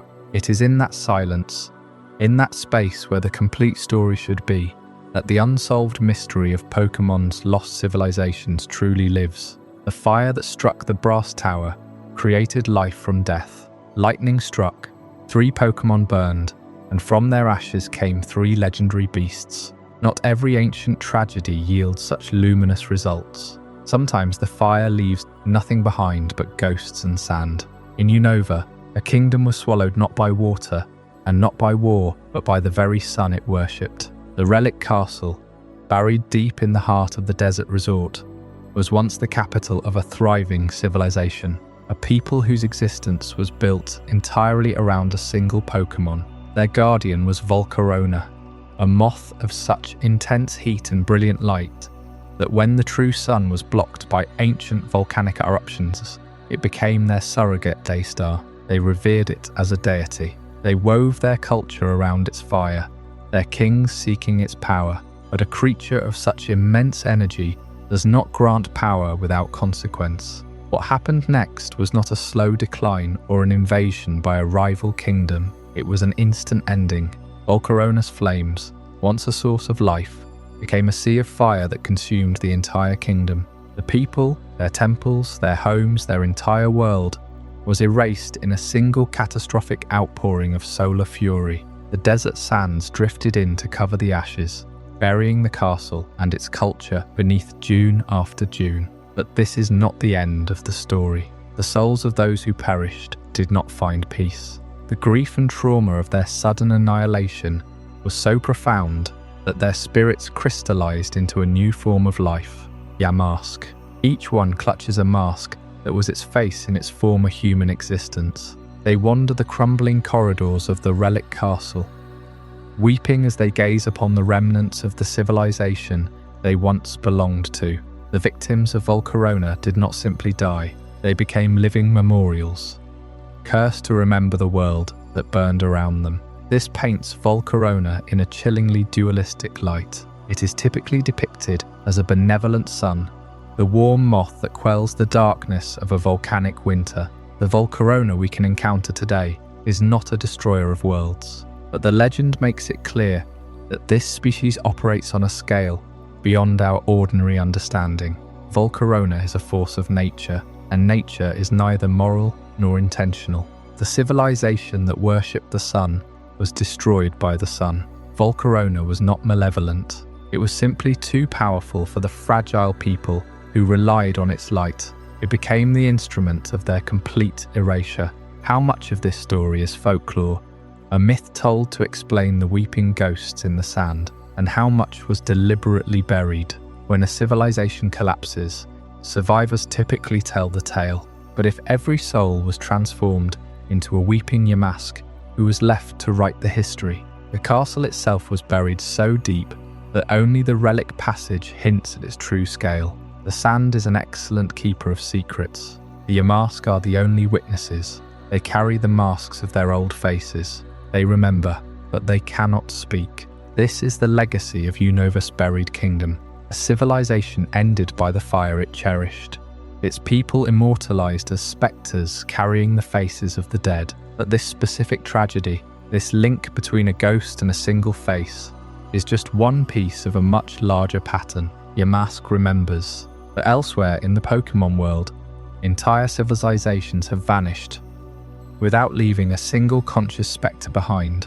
No masks, no weeping spirits, just cold stone and silent writing. In Hoenn, the Draconid people built a palace for Rayquaza. Their prayers so powerful they unlocked an evolution we can barely understand. In Paldea, the ancient empire descended into Area Zero and never truly emerged. And scattered across all these regions, a fascinating structure emerges. A shared architectural blueprint, identical temples built from the same design. A common language that has fallen completely silent. The ruins at the bottom of the sea, the temples carved into mountains, the palaces buried in volcanic rock, they all speak the same language. A language that no living soul has been able to read for millennia. How did a people spanning the entire planet simply vanish without a single recorded war? They left no Yamask.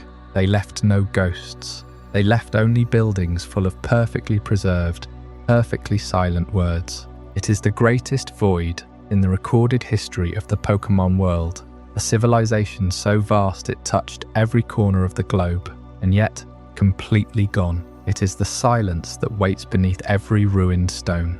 And it is the last great question waiting for an answer. From the ashes of Volcarona's rampage, we saw a civilization erased in a single event. A single Pokémon, acting on instinct or rage, collapsed an entire kingdom. And from that kingdom rose new forms of life.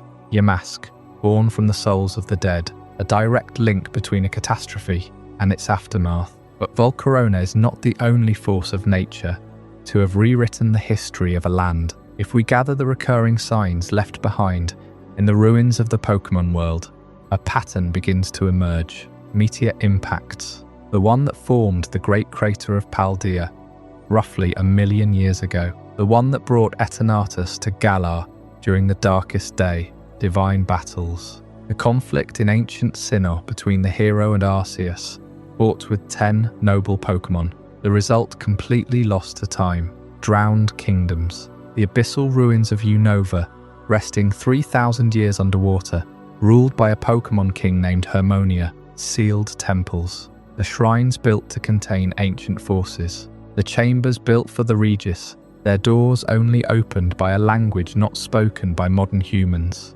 Buried cities. The lost city beneath Paldea. The culture beneath the desert in Unova. And silent languages. The Braille of Hoenn. The shared script of a global civilization that once built temples on every continent, only to vanish without a recorded war. The evidence suggests two distinct kinds of loss. Civilizations destroyed by sudden disaster leave a specific signature, a known killer, a lightning bolt that struck the brass tower in Johto, killing 3 unnamed Pokémon whose souls were resurrected as Rayquaza, Entei, and Suicune. A meteor that unleashed a crisis. A Volcarona that lost control. These events are dramatic and identifiable. The ruins hold the scars of the moment of impact, but other civilizations simply faded. They did not burn. They did not drown. They just stopped leaving records. The Heliolisk culture of Galar vanished so completely that all we know is that they treasured the Pokémon for its ability to conduct electricity. Their name, their location, their fate, all gone. The global civilization that shared a temple blueprint and a common language across the world left no obvious cause for its disappearance, only messages that cannot be read. This raises a question. How do we know anything about these vanished worlds? The human witnesses are gone, the records are silent, the languages are dead. So who preserves the memory? The possibility is that legendary Pokémon themselves act as the keepers of this history. Rayquaza witnessed the meteor that led to the Draconid civilization. It answered their prayers and allowed them to witness its mega evolution. It remembers. The forces of Hisui, Dialga, Palkia, Giratina, they were there for the battle in the ancient Sinnoh region. Arceus knows why the hero fought it. Giratina knows the full extent of Volo's Pact. Eternatus knows the origin of the darkest day. The rulers of the Unova region, the original dragon within the Lightstone and Darkstone, know the history of the Pokémon King. These beings do not age. They do not die of old age. They exist outside the generations of humanity. So when a civilization vanishes, its story does not necessarily vanish with it. It lives on in the memory of the beings that outlived it. This brings us to the central pattern behind the ruins. The reason so many of these histories feel incomplete. Pokémon history is remembered in fragments because its greatest witnesses are not always human. Humans write the history books, but they do not always live long enough to pass the full truth. The ruins they leave behind are graveyards of incomplete stories, but the Pokémon that lived alongside them are still there. Rayquaza still circles the skies of Hoenn. Arceus still rests in a space beyond the fabric of time. The legendary beasts still run across Johto. The voices of the people have gone silent, but the voices of the Pokémon have not. The pattern is the same everywhere we look. The people of the temples are gone, but the temples remain. The language is gone, but the writing survives. The wars are over, but the scars are still etched into the land. And the legendary Pokémon, the ones who were there at the beginning, are still carrying the weight of those memories. The history of the lost civilizations is not fully lost. It is just waiting for the right ears to hear it. And the ears that heard it first were not human. They belong to the very beings that shaped the world alongside them. This is the shape of the silence, the pattern that connects every buried city, every sealed temple, every underwater ruin, a history of the world remembered by the world itself. And if we look carefully, we can see that the witnesses are still with us, standing watch over the ruins, sleeping in the depths, waiting in the light that falls from the sky onto the craters and the altars. Their presence is the proof that the story is not over. It is just waiting to be told again. The pattern we traced across the regions, from the meteor that fell in Galar to the lightning that struck Johto, from the sun that blazed in Unova to the prayers that echoed in Hoenn, asked a question that refuses to settle. What if these were not separate collapses? What if they were the fragments of one single story? What if there was a world that still remembers, even if we have forgotten how to listen? Look closer at the ruins themselves. The abyssal ruins off the coast of Unova are not a unique design. The sky pillar in Hoenn shares architectural echoes. The stonework buried beneath the Paldean earth, the temples of ancient Hisui, the chambers sealed beneath desert sands, they all seem to whisper in the same language. A shared blueprint exists, scattered across the globe, like pages from a single book that was torn apart before anyone finished reading it. It suggests a people who once spanned the entire planet. They did not conquer with armies that left records of war. They simply existed, communicated through a language that has now fallen completely silent. And then, their voice faded from the world. Every civilization we have traced is connected to this blueprint. Hermonia, the Pokémon king who ruled the abyssal ruins, may have been a sovereign of this global age, or perhaps simply its last echo. The Draconid people who kept the language that allowed Rayquaza to mega-evolve. Were they the priests of this lost world, guarding a prayer that no one else remembered how to speak? The desert culture that treasured Heliolisk, using its body to channel electricity, did they build their society around a fragment of a dying star? And when they vanished, Heliolisk remained, a living battery with no machine left to power. The hero of ancient Hisui, who battled Arceus alongside 10 noble Pokémon, was he fighting to preserve the old order, or forging a new one from its ashes? The Paldean Empire, just 200 years ago, sent explorers into the Great Crater. They were digging for power, for Herba Mystica, for the Terastal light. But perhaps they were stumbling upon the home of something far older than their own ambition. A city already buried before their empire was born. So where did this world go? No single war consumed them all at once. The darkest day was contained. The Volcarona collapse was localized. The burned tower was an accident, not an extinction. The civilization that built the shared blueprint simply stopped, leaving no deathbed confession and no final broadcast. The most unsettling theory is that they did not die. They moved. They evolved. They became something else. Or perhaps they are still here. And their Pokémon are the proof. Every ruin in the Pokémon world is less an ending than a message sent forward through time. The unread inscriptions of the abyssal ruins are not meant to be deciphered by a single king. They are a greeting from a civilization to whatever comes next, and the Pokémon that survived them. They are the couriers of that greeting. Consider the unknown. They are literal, living letters, a fragment of a language that has no known translation. They serve no master, build no cities. They simply exist, waiting, as if the sentence they are meant to finish has not yet been spoken. Consider the Sigilyph that endlessly patrols the desert ruins of Unova, a guardian whose purpose outlived the people it was meant to protect. Consider the Yamask, carrying a mask that is the exact face of its former human life, eternally bound to the memory of a civilization that collapsed under the heat of a Volcarona that would not stop shining. Consider Spiritomb, a collection of 108 human spirits bound to a stone because of a misdeed committed in a time no one remembers. The ragey golems stand silent in their chambers, responding only to a language of dots and lines that modern humans had to rediscover by accident. The Pokémon world is not just a collection of ruins and lost cities. It is a quiet archive where the historians are still breathing. The Pokémon outlived the cultures that shaped them. They are the memory. They are the message. The world that still remembers is gone, but the world that carries its memory is still here, moving slowly through the tall grass, circling the sky above a sealed temple, waiting patiently in the ruins of a throne room.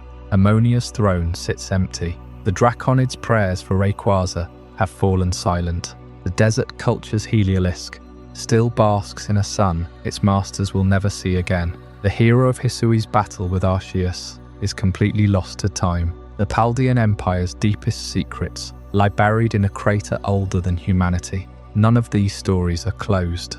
They are simply waiting, because a message sent forward through time does not stop traveling when the sender is gone. It waits. And the Pokémon, the Regis, the Unknown, the Yamask, the Volcarona, the very Herba Mystica that beats in the heart of a Titan, they are the hand still holding the letter, walking it slowly forward through the centuries, across a world that has almost forgotten it was never alone.